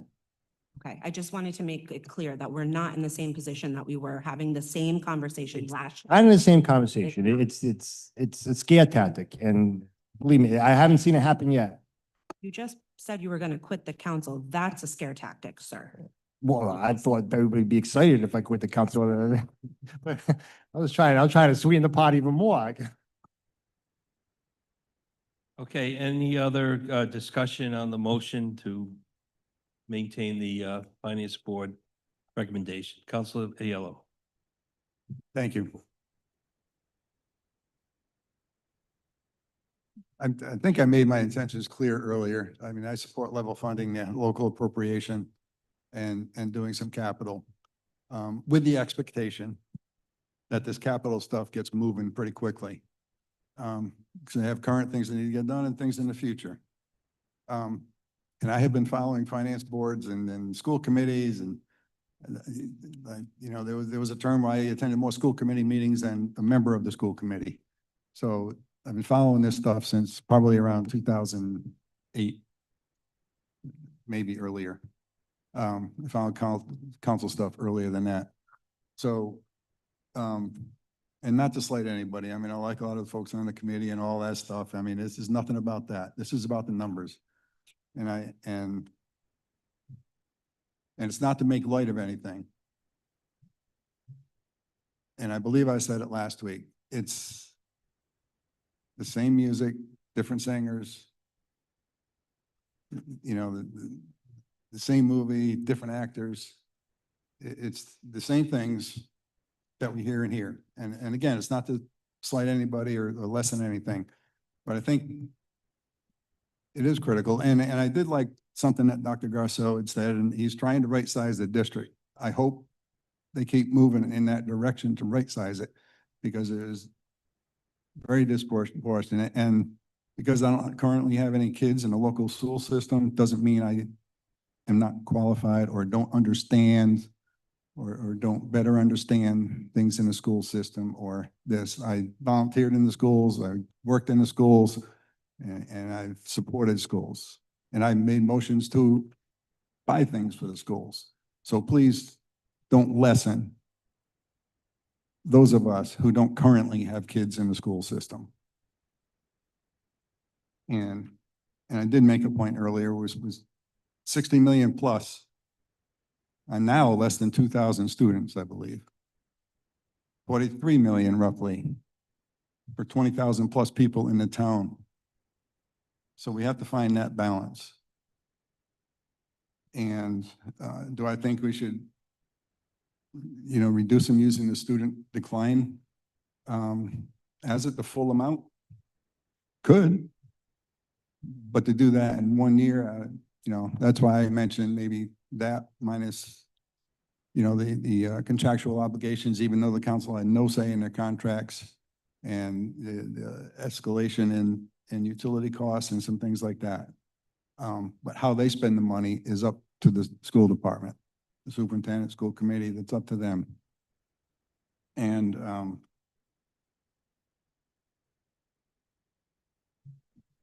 just to reiterate,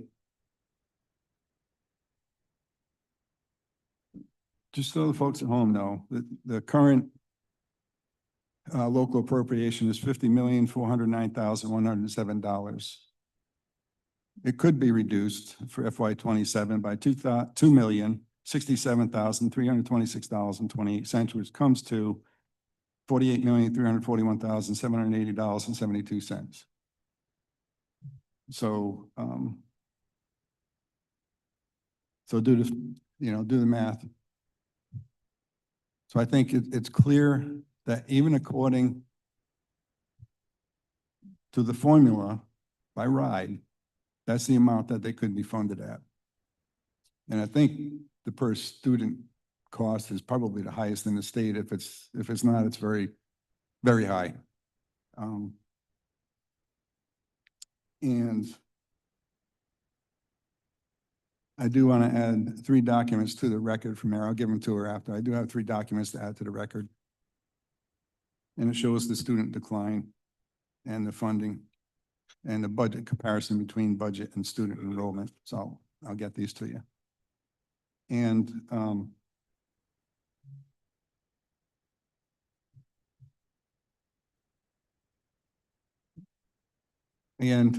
I think level funding or somewhere in that neighborhood would be more appropriate this year. And I remember a conversation last year, there was a lot of uncertainty. We're worried about what was going to happen to the education funding from the feds. I don't follow that closely. I just go by what's given me. So it didn't turn out as bad. And I do appreciate what the school committee and the superintendent does, but I think my view is to level fund it and give them some capital or maybe a modest, I mean, I don't really want to go above level funding, but maybe a modest increase with less capital, but I would prefer level funding and giving them some capital. And I had one other thought on, but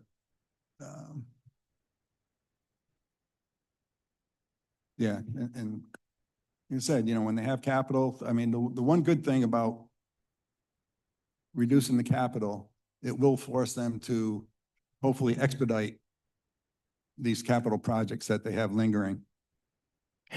So that's the route the council goes. I hope that they expedite these capital projects. Another council I was on, they just, I mean, different crew, but they weren't even aware that there was funding and capital for certain projects, and there was a roof project that sat in limbo for years. And I think, if I'm not mistaken, we ended up moving it to another. They don't have that facility. problem any longer. So, yeah, and I mentioned that. I think Cindy keeps good track of the numbers and There's a help there. capital committee that oversees it, that I sit on.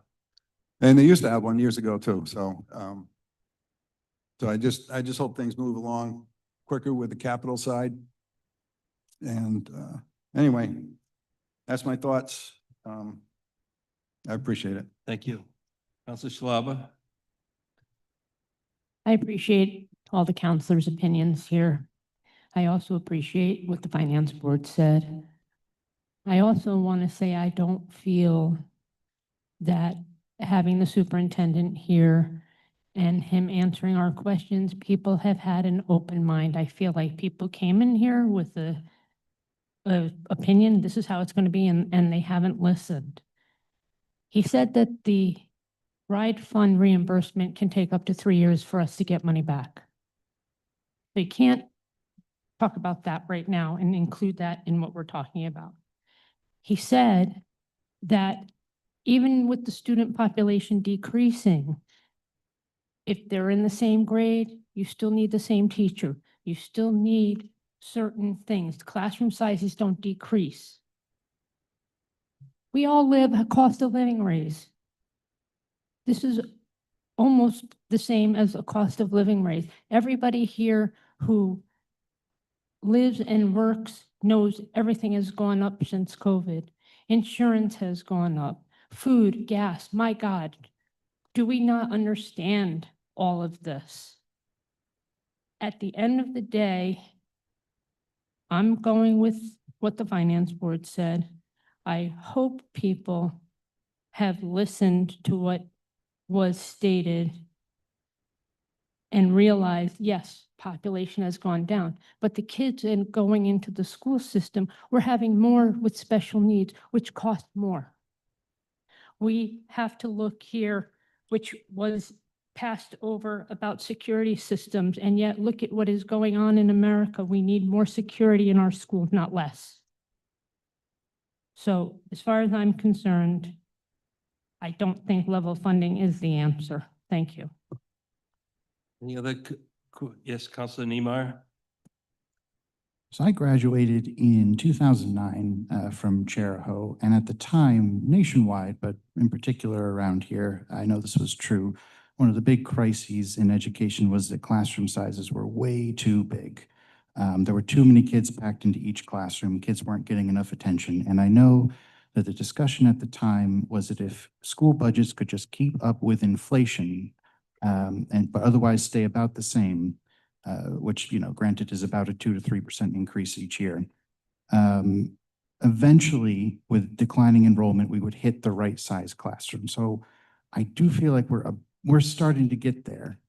It sounds like with this budget, classroom sizes are going to go up a little bit more, but I'm not particularly concerned about declining enrollment because I know where we're coming from. We're coming from a place where we had kids packed into classrooms like sardines. So that's not really something that I'm going to take as a point for cutting the operating budget. Overall, regarding the operating budget, an increase of 1.79%, well below inflation. The cuts they're already making are making me nervous. I'm not going below that. The cuts they're making to special needs, I know he said he can get it from the state, but it still makes me nervous, and I'm just not willing to go below what the Finance Board recommended. And in terms of the capital budget, I think with regards to what the Finance Board put forward, if the school committee were to take it out of their surplus fund, that's great. If they were to go for bond, my gut tells me this is a great year to go for bond. And this is a significantly smaller bond than what they asked for with previous failed bonds. The top line is much smaller. I think it is much more palatable. Altogether, I don't see any reason to make changes to what the Finance Board recommended, and there's been good discussion here. I don't want to diminish the points made by my fellow counselors, but I ultimately remain convinced by what the Finance Board put together. That's where I'm at. Very good. Councilor LaPetra? I just want to say, I know we use the term Finance Board a lot, and it sounds like, wow, the Finance Board said this. I mean, there's no one on the Finance Board that would be qualified to work in my office. They're all smart individuals, but I mean, why we trust the Finance Board over me, I don't understand that. Okay, and also I want to say one other thing, because you could take the 7 members of the school board and the 7 members of the town council. I'm the only Wesley High graduate among the 14 of us, and that was 1993. And in 1993, we had a lot of teachers, and they did a great job, and we love the teachers, and they're still teaching. You know what we didn't have? We didn't have an assistant of an assistant of an assistant to the vice. We had a principal and a vice principal, and that was the administration. If they want to really cut some fat, they have a lot of administrators. Every teacher seems to have a coach. I never advocated getting rid of the teachers or bigger classroom size. I think they could do a better job on that budget, because I don't know if every teacher needs a coach. You need 17 administrators and 17 assistants to the assistants. But that being said, please, I work with numbers for a living. This is what I do. A Finance Board is a real fancy title. It sounds like they know what they're talking about. My suggestion is far better. Councilor Vandover? I just want to be clear what we're voting on here.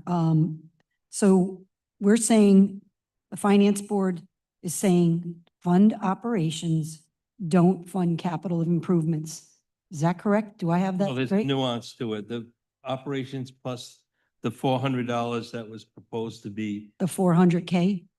that would be added into the operations allocation. So I think they want to go 1.3. The 1.3 million, yes, okay? And don't fund the capital improvements? there were a couple of items that were left.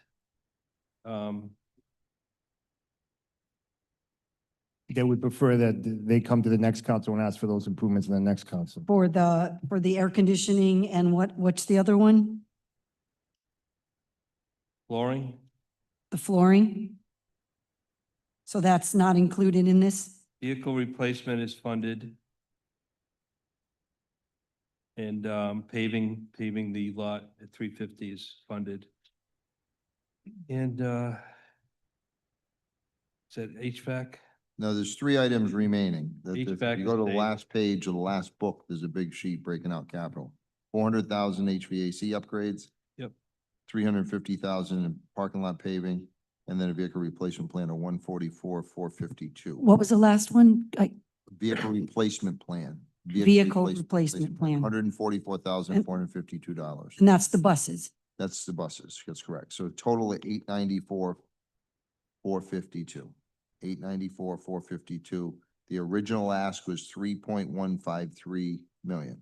Okay, so, and that's all on the operational side. That is capital. It's capital. request from the And- town. School. The operational side is the proposed budget plus 400,000. Proposed budget in the book, the big book, plus 400,000. Again, that's on page 17 in the small book. 51,713,943 dollars. And what does this do to our mill rate? It's a lot, the finance board Yeah. had a drastic cut in the, mill rate. Right.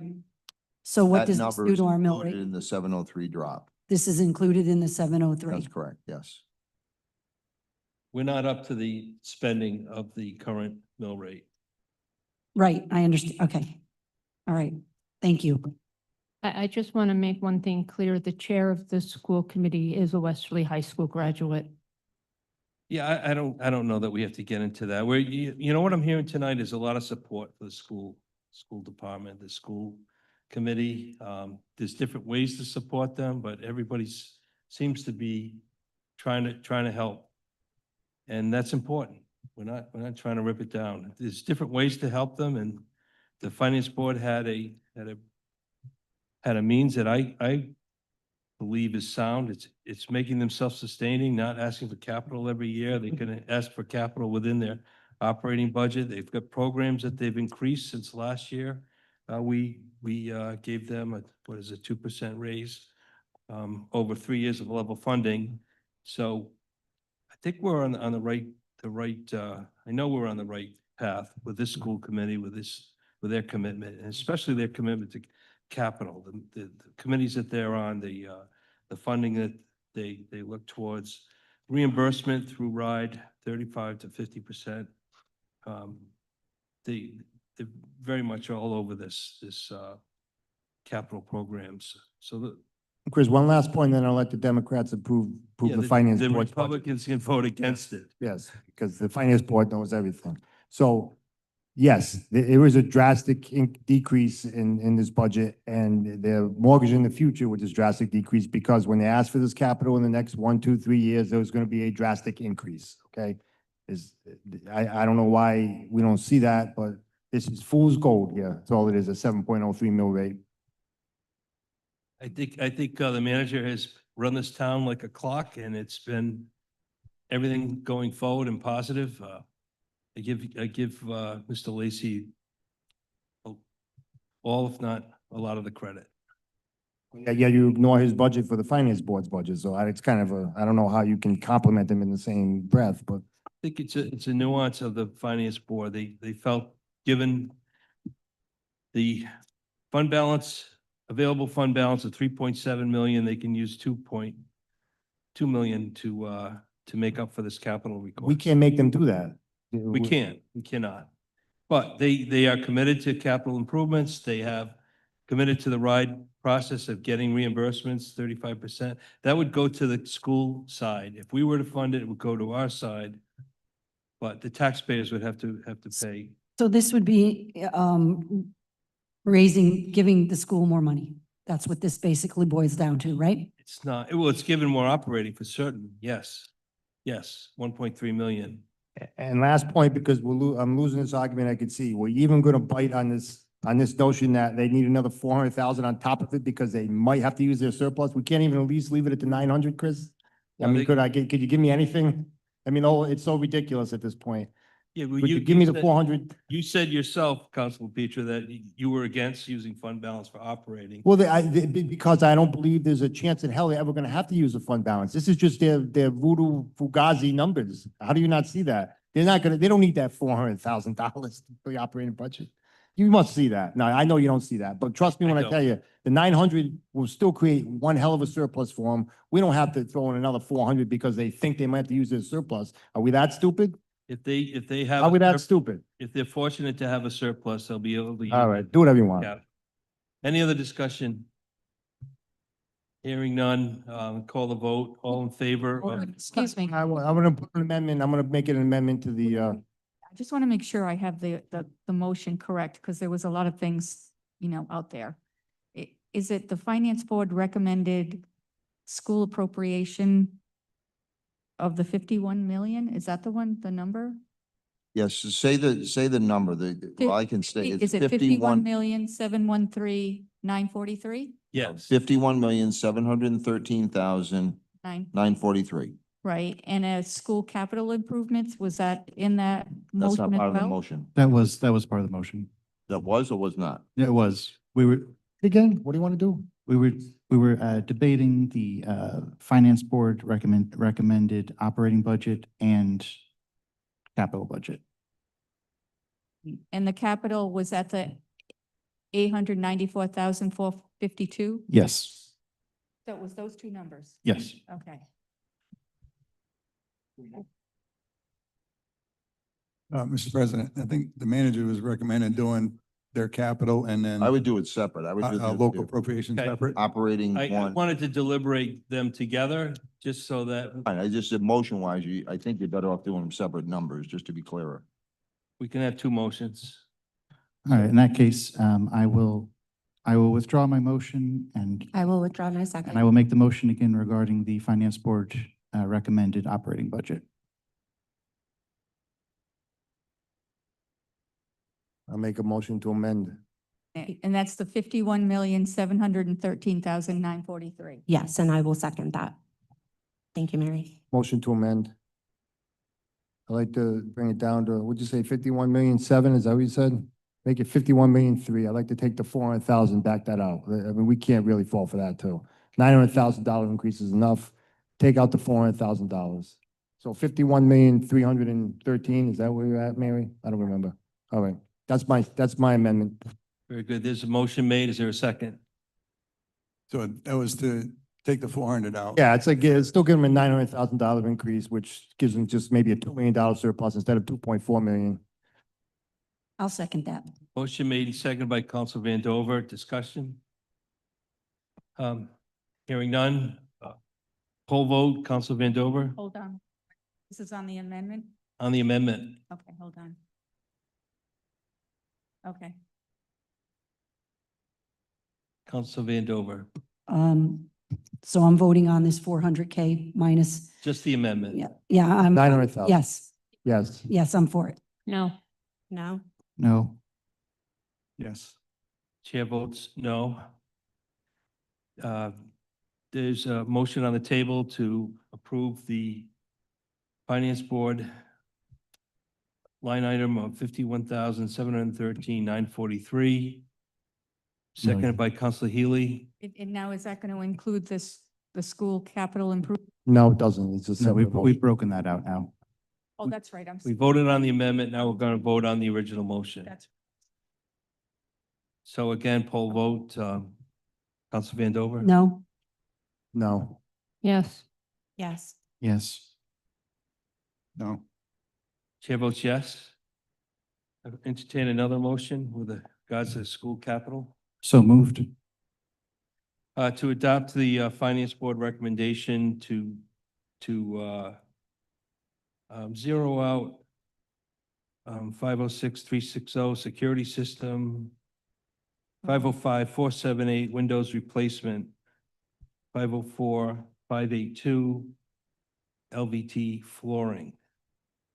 Motion made by Councilor Van Dover, sorry. okay. It was the flooring and what was the Councilor other? Niemeyer.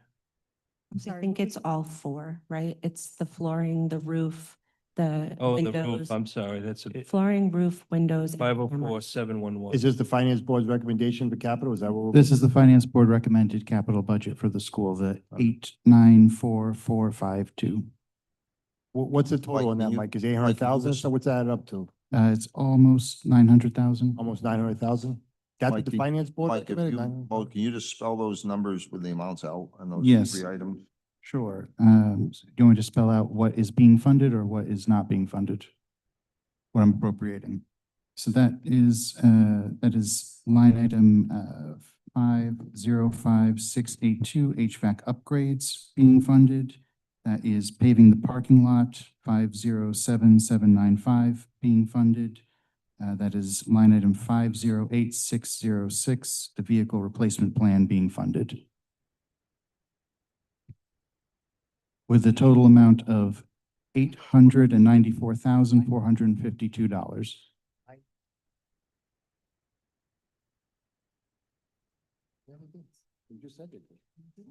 Motion made. Is there a second? Sorry, I'll second. Thank you. Counselor Healy has seconded the Discussion, motion. discussion. Discussion. Ms. Vandover, is there something you want to say?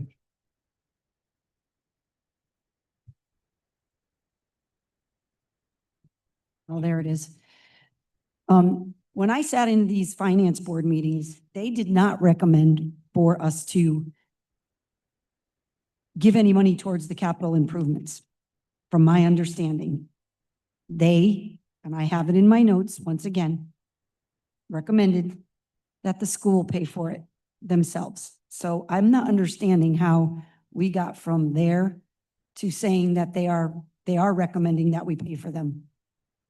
Mr. Manager, could you? Did something change somewhere along the way? Because that's not the memo I got. It's the very last page in the finance board Just budget. go to the easier way of looking at it is go into this small book, the very final page. It's a big page. It folds out. So you're telling me the finance board changed what their recommendations were from their meetings to the book? They did not. No, they left 3 items in the capital request. They cut everything else out of the school side and left 3 items in, which was outlined in the motion, which totals the 894,452.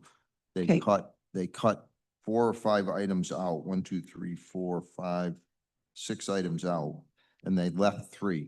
Okay, because when they negotiated this is what I got. Okay, finance votes to strike the roof item. And that's in the budget though. It's not. Okay, they also said to strike the security system, That's the correct. flooring. And I think that's it. Window So replacement. the roof is not included in this. It is not. It is, No, it is not. no. Okay. I was confused because I was getting conflicting information here. Thank you.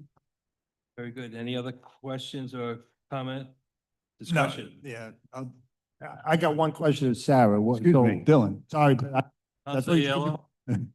Thank you. Just real quick, I mean, since the operating budget has already been decided, I'm going to support the motion on this capital. Discussion. Sarah, I know we raised our subsidies a little bit. The finance board was at 7.03 the last I looked at the book. You have a running tally of where we are now if we approve this? 704? I can't be much higher because we only did a few subsidies, right? I have the difference of, there was a new grant position. Yeah, that's right, 60 grand. Yep, that's Yeah, right. so I have that as an estimate in there. And with that, let me calculate it, 1 second. But are you counting this capital because you haven't voted? No, well, yeah, just let's pretend that it passes 4-3. You're just going on a wild limb here. Where would that bring us? Yeah. Oh, well, that's right. Fine. Should be about a penny because it's only about 140,000. Shouldn't be much. Still should be 140,000. well under 7.11, well under. I'd have. 704. Yeah, that sounds right to me. 706, what did I miss? Will we do some subsidy stuff? 50 grand for the ambulance, right? That was something else. You added some to the subsidy. Yeah, all right. All right. I've had enough of this, so as long as I'm done. I got day after tax season, I want to go eat some food or something. So as long as we come in at 7.11 or under, when we've done all the discussion, I'll vote yes on Monday. If not, I'm voting no. You guys should be ashamed of yourself. Terrible, terrible job. You can't leave.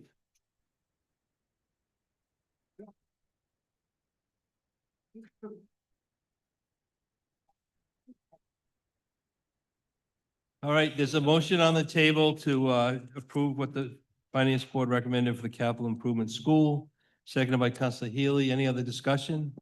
Let's just give one moment to see if we can get one counselor back, was he possibly doing? two. I think he's trying to convince the other counselor to return. Let's just give him a moment to see if it happens. I don't want, In the meantime, can I just say a quick word on, I don't know if it would be a point of clarification. I just want to, there was some stuff said about the finance board. I just kind of wanted to clear it up.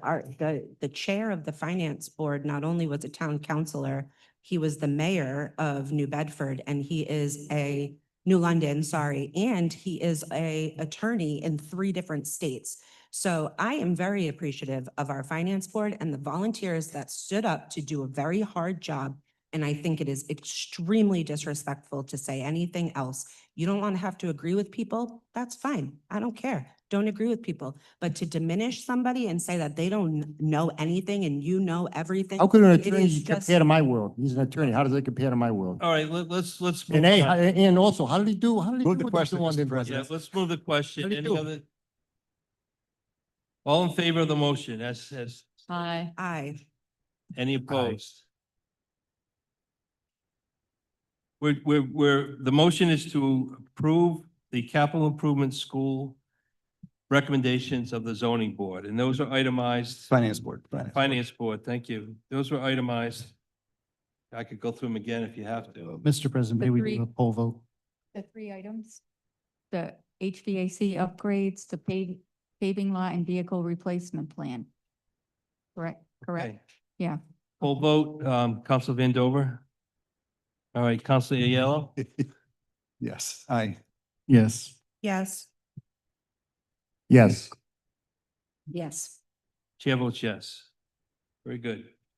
I'd like, That concludes the school, I'd like to make a you- motion.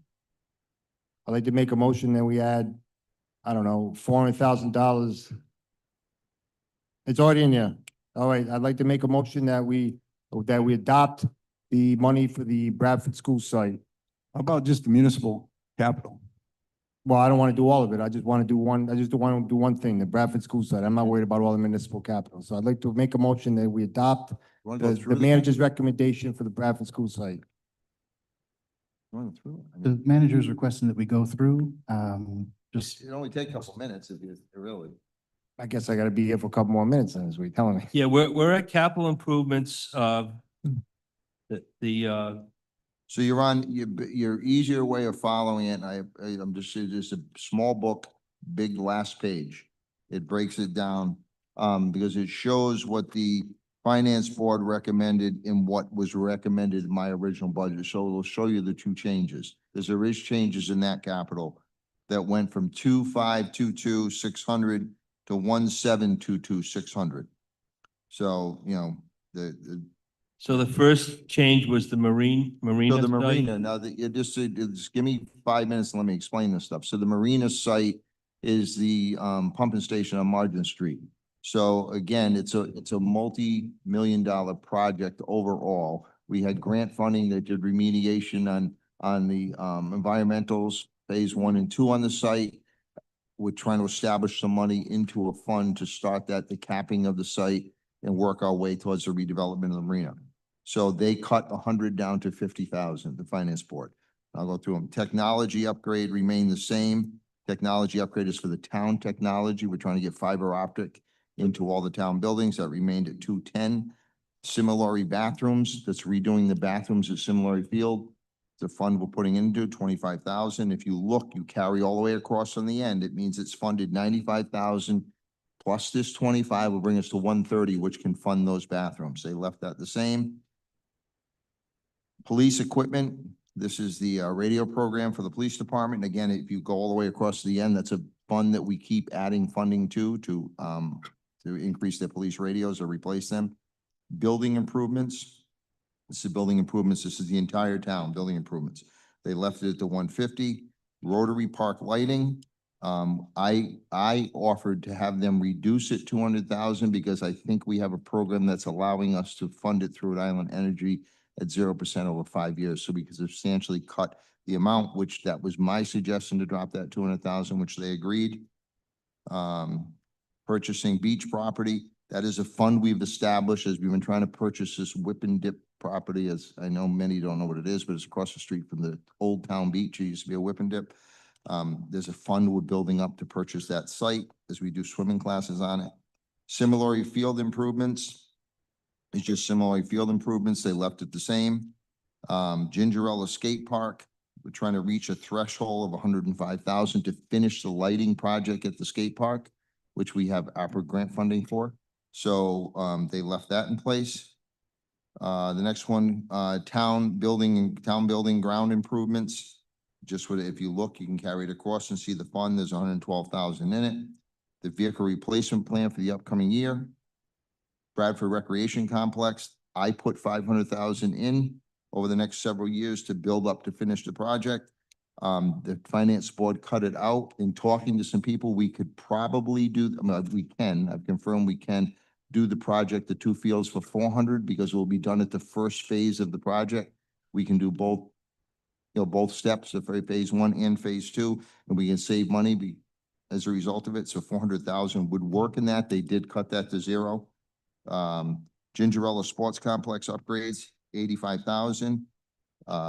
Radio replacement plan is the same. The police department radio replacement plan, I stand mistaken. The first one of the police equipment is their body camera system. One's radio replacement, one's body camera. Town hall is just improvements to the building at the town hall. We roll 25,000 into it to maintain a balance for when and if we have to do any upgrades at the town hall. And 328 Atlantic Avenue, I put 100,000 in it. That's a water slide property. That's the building next to the water slide. We need some improvements. They cut that down to 50,000, which anything in that will be good to start a balance rolling forward. 116 Canal Street, that's the old gas station. It used to be an old monument company on the side of Canal Street, a stone building that we own. Putting money into that. We did a phase 1 and 2. The Wesley Land Trust is looking to partner with us on putting some trails, walking trails in that property. So we're putting funding in that to assist in that because that building needs a new roof on it before it gets to the point we have to tear the building down, and we don't want to because it's a beautiful old building. And then this is a new account, a rights of way. I put 20,000 in to establish and maintain rights of way, or if we have to do any type of boardwalk or decking bridge to go over dunes or anything. So I'm putting that in to fund to establish the rights of way. So those are the changes as in entirety. My proposal was 2.522,600. They cut it down to 1,722,600. So that's the capital. So there are some changes in there that we'd have to vote to approve. Councilor LaPietri, you want to add yours now, or?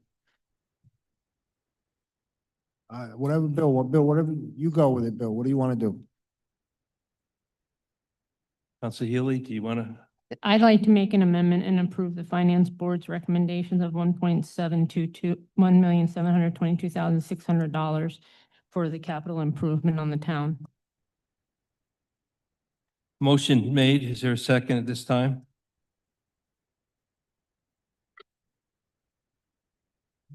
Can you repeat your motion? My motion is to approve the 2027 Finance Board capital improvement for the town budget of $1,722,600.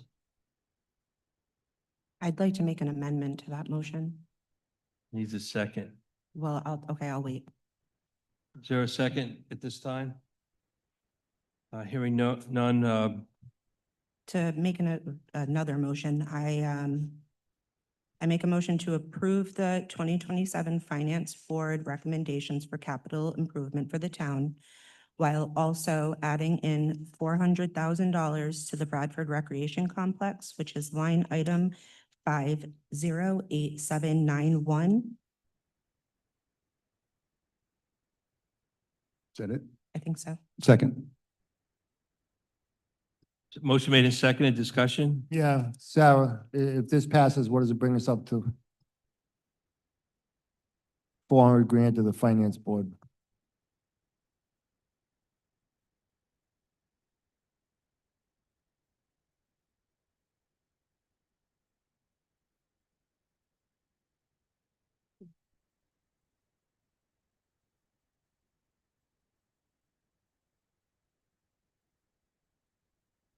$709.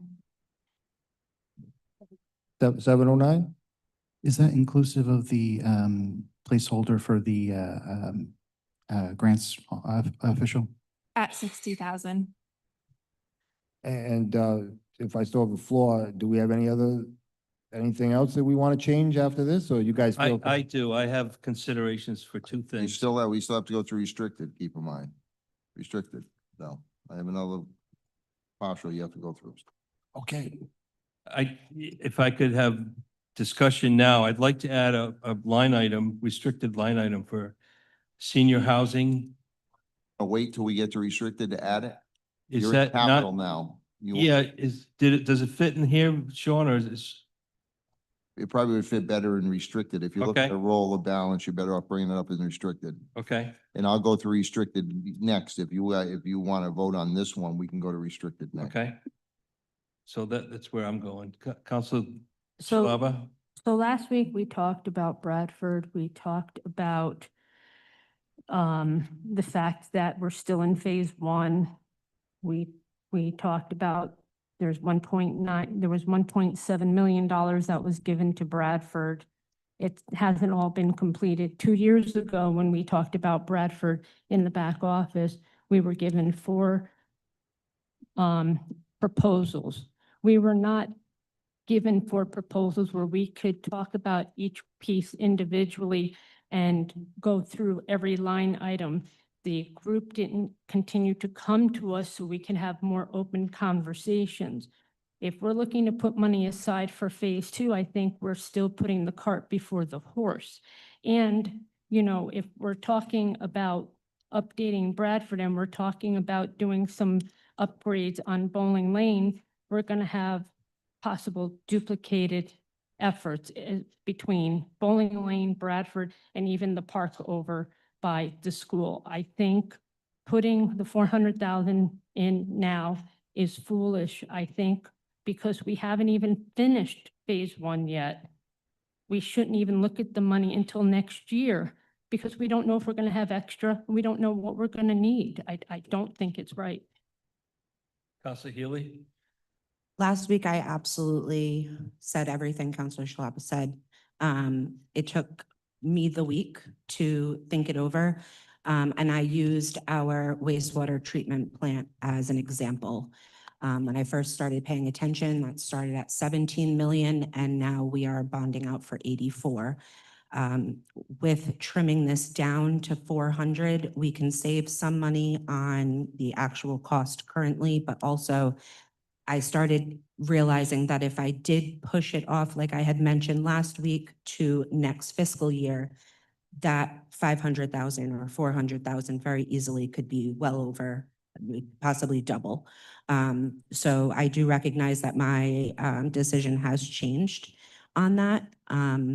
When it comes to the Bradford, the Bowling Lane basketball court that has been discussed, I don't even think that that was public at this point, but that's not something that we need to worry about in this budget cycle. Our town manager was able to allocate money that we already have.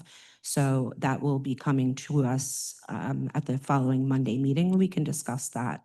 But as of now, my motion, I believe, Sarah, you might need to correct me. I believe that number would bring it up to 2,222,600 as the 2027, and that's with that 400,000. 2122? Okay, thank you. See, I knew I needed somebody to correct it. Mental math over here. So yeah, I want to recognize that my viewpoint has changed. Very good, thank you. Any discussion further on the motion to approve the Finance Board recommendation with the addition of the Bradford complex at 400,000? Was there a second on that? Yeah, Okay. Bill. Councilor Aiello. Any other question? I'm sorry, I was spacing out. I thought you wanted to say something. No. Without seeing any other discussion,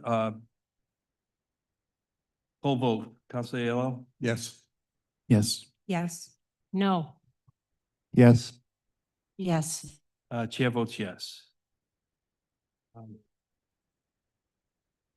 I'd like to move to two other line items, with the help of the manager. I believe the town should be committed to developing senior housing, and a consultant that would work with the town is needed, talking to the warm shelter, through the housing committee. What page are we on for the restricted? If you want, you can go to either book. It's the same page. There was no recommended changes. So the small book, it's a few pages in, it's your next big page back is all the restricted. It's right next to page 44 in the small book, in the big book.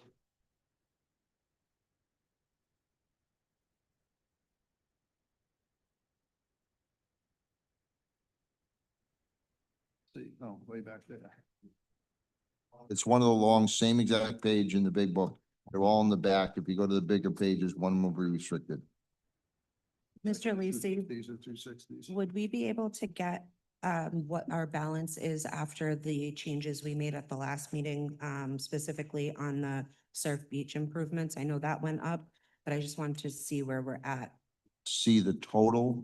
Yeah, just to know, is that the only one that we raised? I think there was a couple others. The net increase in the last meeting was 226, 537.52.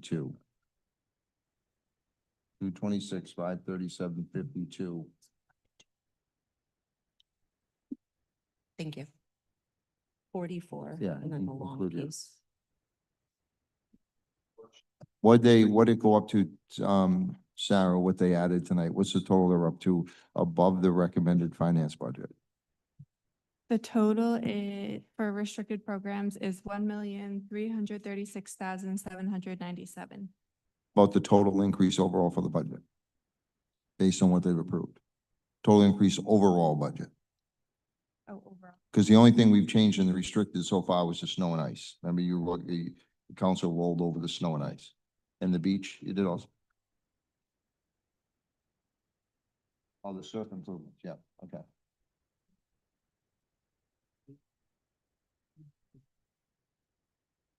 Snow and ice came out of the Of the full budget. full budget, total increase from what the finance board's recommendation is. Oh, total increase is 606,580. So 606,580. So you still, if you do the math on that, you have a couple $100,000 to bring you back to the 711. Yes, thank you very much. Good page? Yeah, it's a So- pull-out page, in the finance board budget. So it would be a new line item that I'm suggesting. It would be a new line. And if you wanted to, a housing study or you wanted to, I don't know, Housing study at 60,000, I believe, would be adequate for you the, think that's the figure probably around there? yes. About 60? Okay. And Yeah, it's, Sarah can create a new line and an account, for that line, it can go under the restricted side. if needed, Mr. Manager, Senior or any type of housing, what are you looking for? senior, housing, Senior housing study? that was the stated need. Yeah. That no, 30 senior housing units are needed. Well, this is to develop it, to find funding for a consultant was recommended by, Right. You said that there's was only needed. 30 needed? I'm sorry, There's only 30? that was the most urgent need, 30. Oh, okay. I think they have like a 5-year list of, I mean, there's quite a few. I don't know what the number is. I have no idea. Yeah, so it's deficient. Is this gonna include finding a piece of property? Yeah, we have several, as We have you town know. properties that the fellow planner has been working on. There's one in White Rock, that he's working on potential. It's our property already to do. it, Okay. So All right, so this is just a study for where we go from here as This far this as, would be develop, a funding stream for senior housing, developing concept plans, getting grant money, strictly senior housing? though? senior housing. Okay, I'd like to see the word strictly put in there somewhere. Okay. But 60,000 was suggested, Strictly senior housing. senior housing study? Yeah. 60. Thank you. And if it needs to be offset, Mr. Manager, the real estate transfer tax item is, Yeah, do you want to go through these first and then we can go back to that, the restricted, if anyone has any questions? Okay, let's do the restricted. Okay, just, and again, I don't have to go everything, but these are the ones that usually, so insurance claims, if you look, we fund that every year at that rate, and that's what we pay out insurance claims on. Overlay roads, asphalt, we maintain a balance on that outside of the, road bonds. Line striping roads, that's a reserve account that we maintain a balance in, we fund each year for any, road striping. Reevaluation is that, we're coming up on the 7-year, we have to do complete reevaluation, so that gets funded each year into a balance to pay for the reevaluation. The audit is the same thing, we fund it each year as we have an audit each year. Sidewalk repair replacement, we maintain a balance on that, the sidewalk replacements. Highway drainage, same thing, we go through and we highway drainage and we maintain a balance on that for any drainage infrastructure in the roadways. EMA equipment, EMA stands for emergency management. It's anything, disaster relief stuff that we need equipment for. We maintain a fund on that. It's obviously a small amount. Stormwater quality, that's what we're actually discharging. That's coming up with measures, what we discharge into the river and what comes out. Bulletproof vest is the police department. It's a 50-50 split. Now that I'm saying this, I think we already went through all this, didn't we? And I'm repeating myself all again. Nobody We stopped. me? definitely went through this. Say something because you were Okay. talking about it. I'm like, wait, that should be $1 million. Like. Yeah, we okay. did- No, we already went through all this, so I guess we can go to. Seems like what you're you having a said. good time. I don't know. You guys are just enjoying the repeat. We, just. I putting thought in you were hard just work trying and- to, Okay. I don't know. I No, thought we I were going guess to I- change In something. that, Chris, we went through it. If we want, we can go to the real estate transfer taxes, because I know there was, Yeah, there's quite a surplus this year, 878,000 versus a budgeted 650,000. So that's 200,000 extra. If we bumped up our town manager budget 60,000, that would offset this 60,000. It's no impact to the mill rate. just tell me what page, so everyone's on the same It's page. page It's 7 of the big book, It's revenue, big book. 406,900. Yep, yeah, it's about 3/4 of the way down. RITT is, just to, RI, it's not RI, that's speeding. It's RTT, real estate transfer tax, is what we collect on transfers of sales of properties. And you are correct, and I don't, again, I indicated very conservatively. You can You did. certainly stand room. I think Bill did a study, what was it, 700, and what was the average, 7? Yeah, the 5-year average is like I'll round off, 755. 6-year average, using the to date for this year, it'll be a little higher by the end of the year. 6-year average is 775. So we're still below it. So You it's could go gonna up to be 750. 725 if you add, 735 if you add. So what are you thinking, 735 Yeah, 735. to go up the full 60,000? Yes. Okay. Is that all right?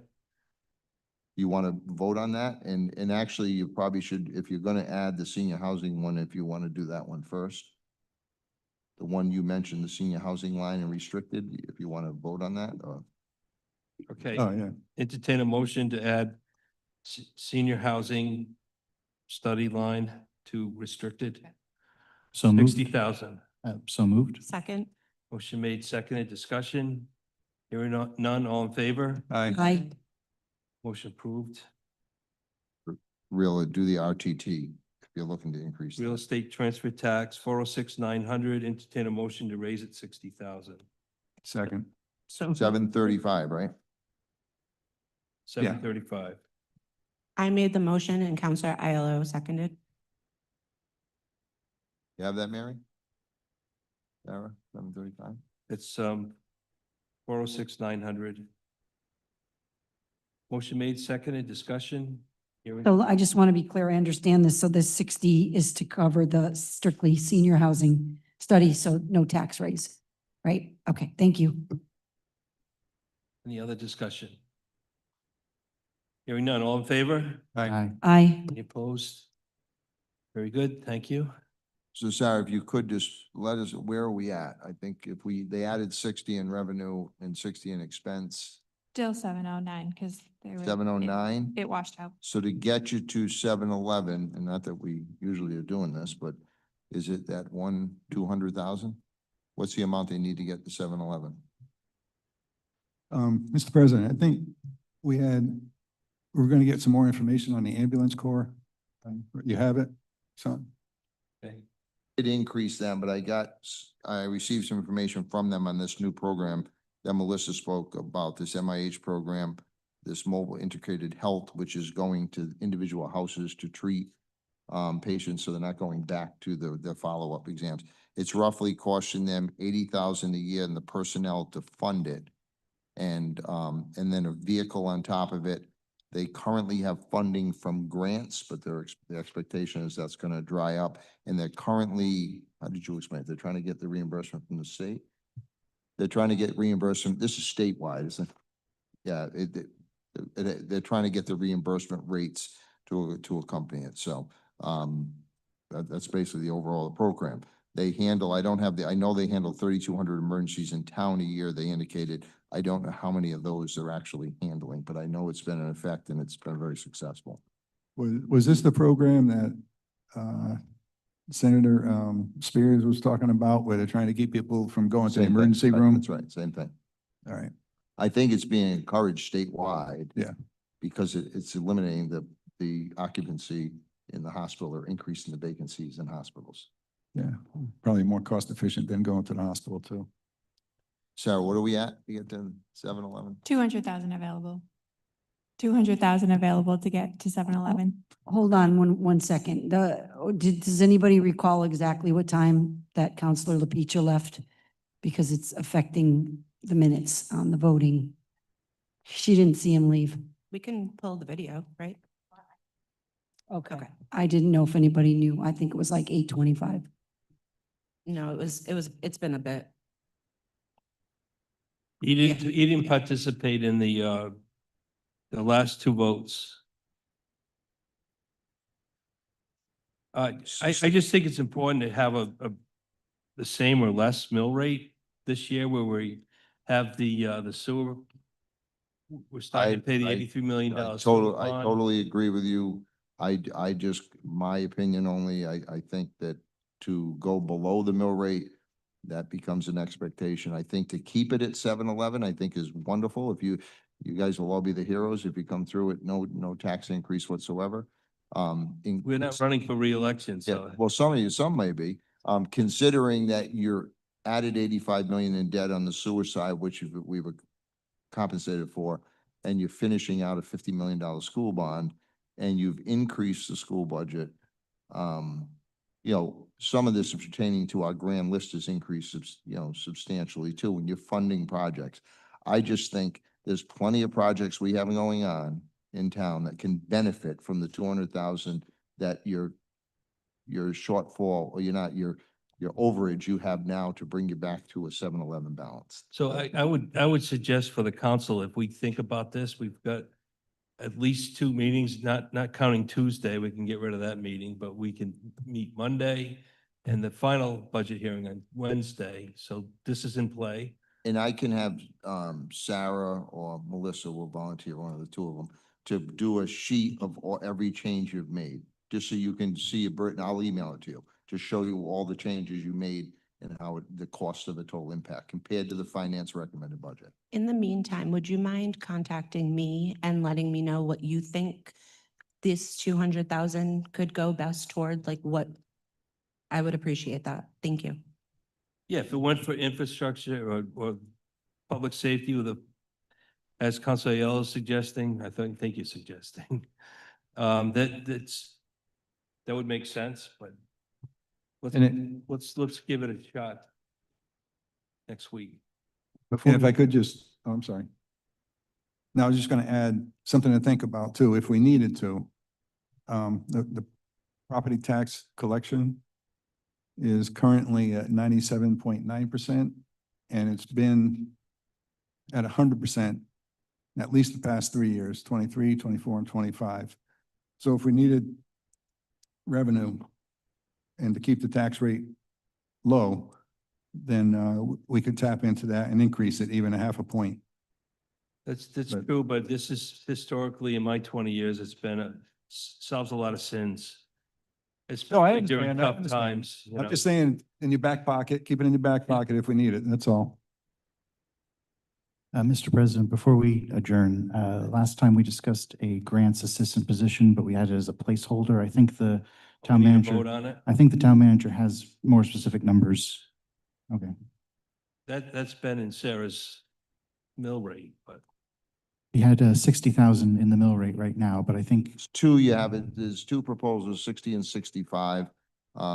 Either of them will work. Obviously, 65 would probably be more promising to get somebody decent into the position, but so. And that, the numbers you have for tonight are including that number at 60, so it would increase it a tiny bit if we went with the 65.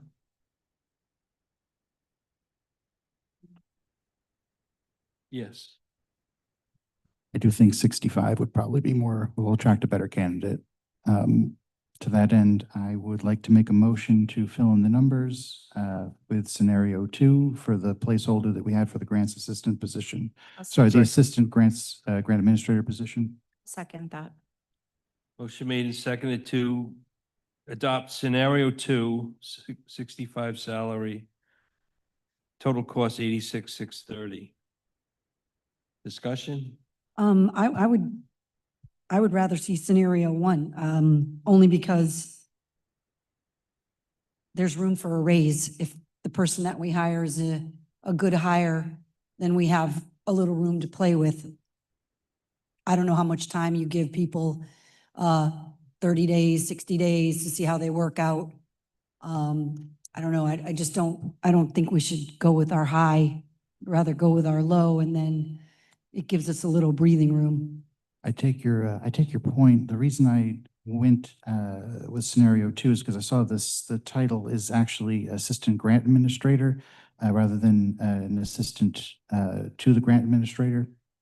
And for someone in that position, I think it'd be it's if anything, a little low, scenario 2. So I think 65 is probably closer to where we'll get a viable candidate. Didn't you originally request, though, an assistant to the grant writer? You didn't? No, I think this is what I requested, and given that this is the title, I think that scenario 2 will get us the better candidate. Well, you're in the business, so I'll give that to you. Motion on the by Councilor Niemeyer, seconded by Councilor Healy. Discussion? Yes, I was in the restroom. Sorry. What's the motion, please? Oh, I'm sorry. Scenario 2 is chosen on the motion. $65,000 salary, total cost $86,630. I would like to see scenario 1, like Councilor Vandover said. I think we should start low and see how it goes and take it from there. Just as a comment, this is a budget number. It's not the actual number. The manager has to advertise and set the salary. When I do any position, unfortunately, sometimes it doesn't always work out because I start very low and then, so I wouldn't start at the 65. I would probably start at the 60, and then depending who you get in the qualifications and who fits it, you may bump it to 63, 64, I don't know, whatever it is. And if I may just add something really quick, I think Mr. Faulkner, Dale Faulkner has more than proven himself, so I think, and that was a testing grounds to see how well it went, and he brings in more than he makes, so it's time for an assistant. Very good. Any further discussion? Seeing none, all in favor? Aye. Any opposed? If we're talking about scenario 2, I'm opposed. I'm going to be opposed as well. I'd still like to start off at the 60 after hearing what the town manager has to say about it. So the motion, chair votes yes, the motion passes 4-2. Any other items for tonight?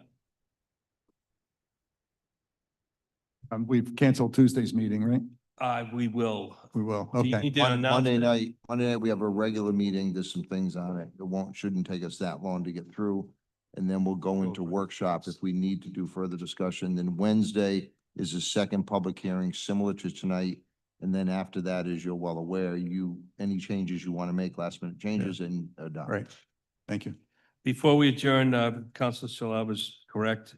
We have citizens' comments. It's every meeting by charter, the council is obligated to have citizens' comments. This can be on any subject. This.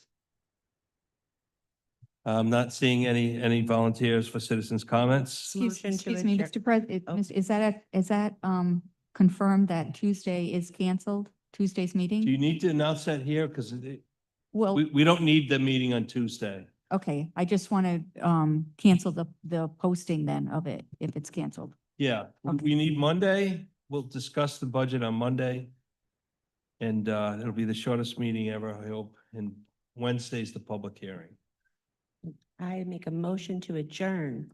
I'll second that. Motion to adjourn by Council Healy, second by Council Van Dover. All in favor? Aye. Aye. We are adjourned. Yeah, good job.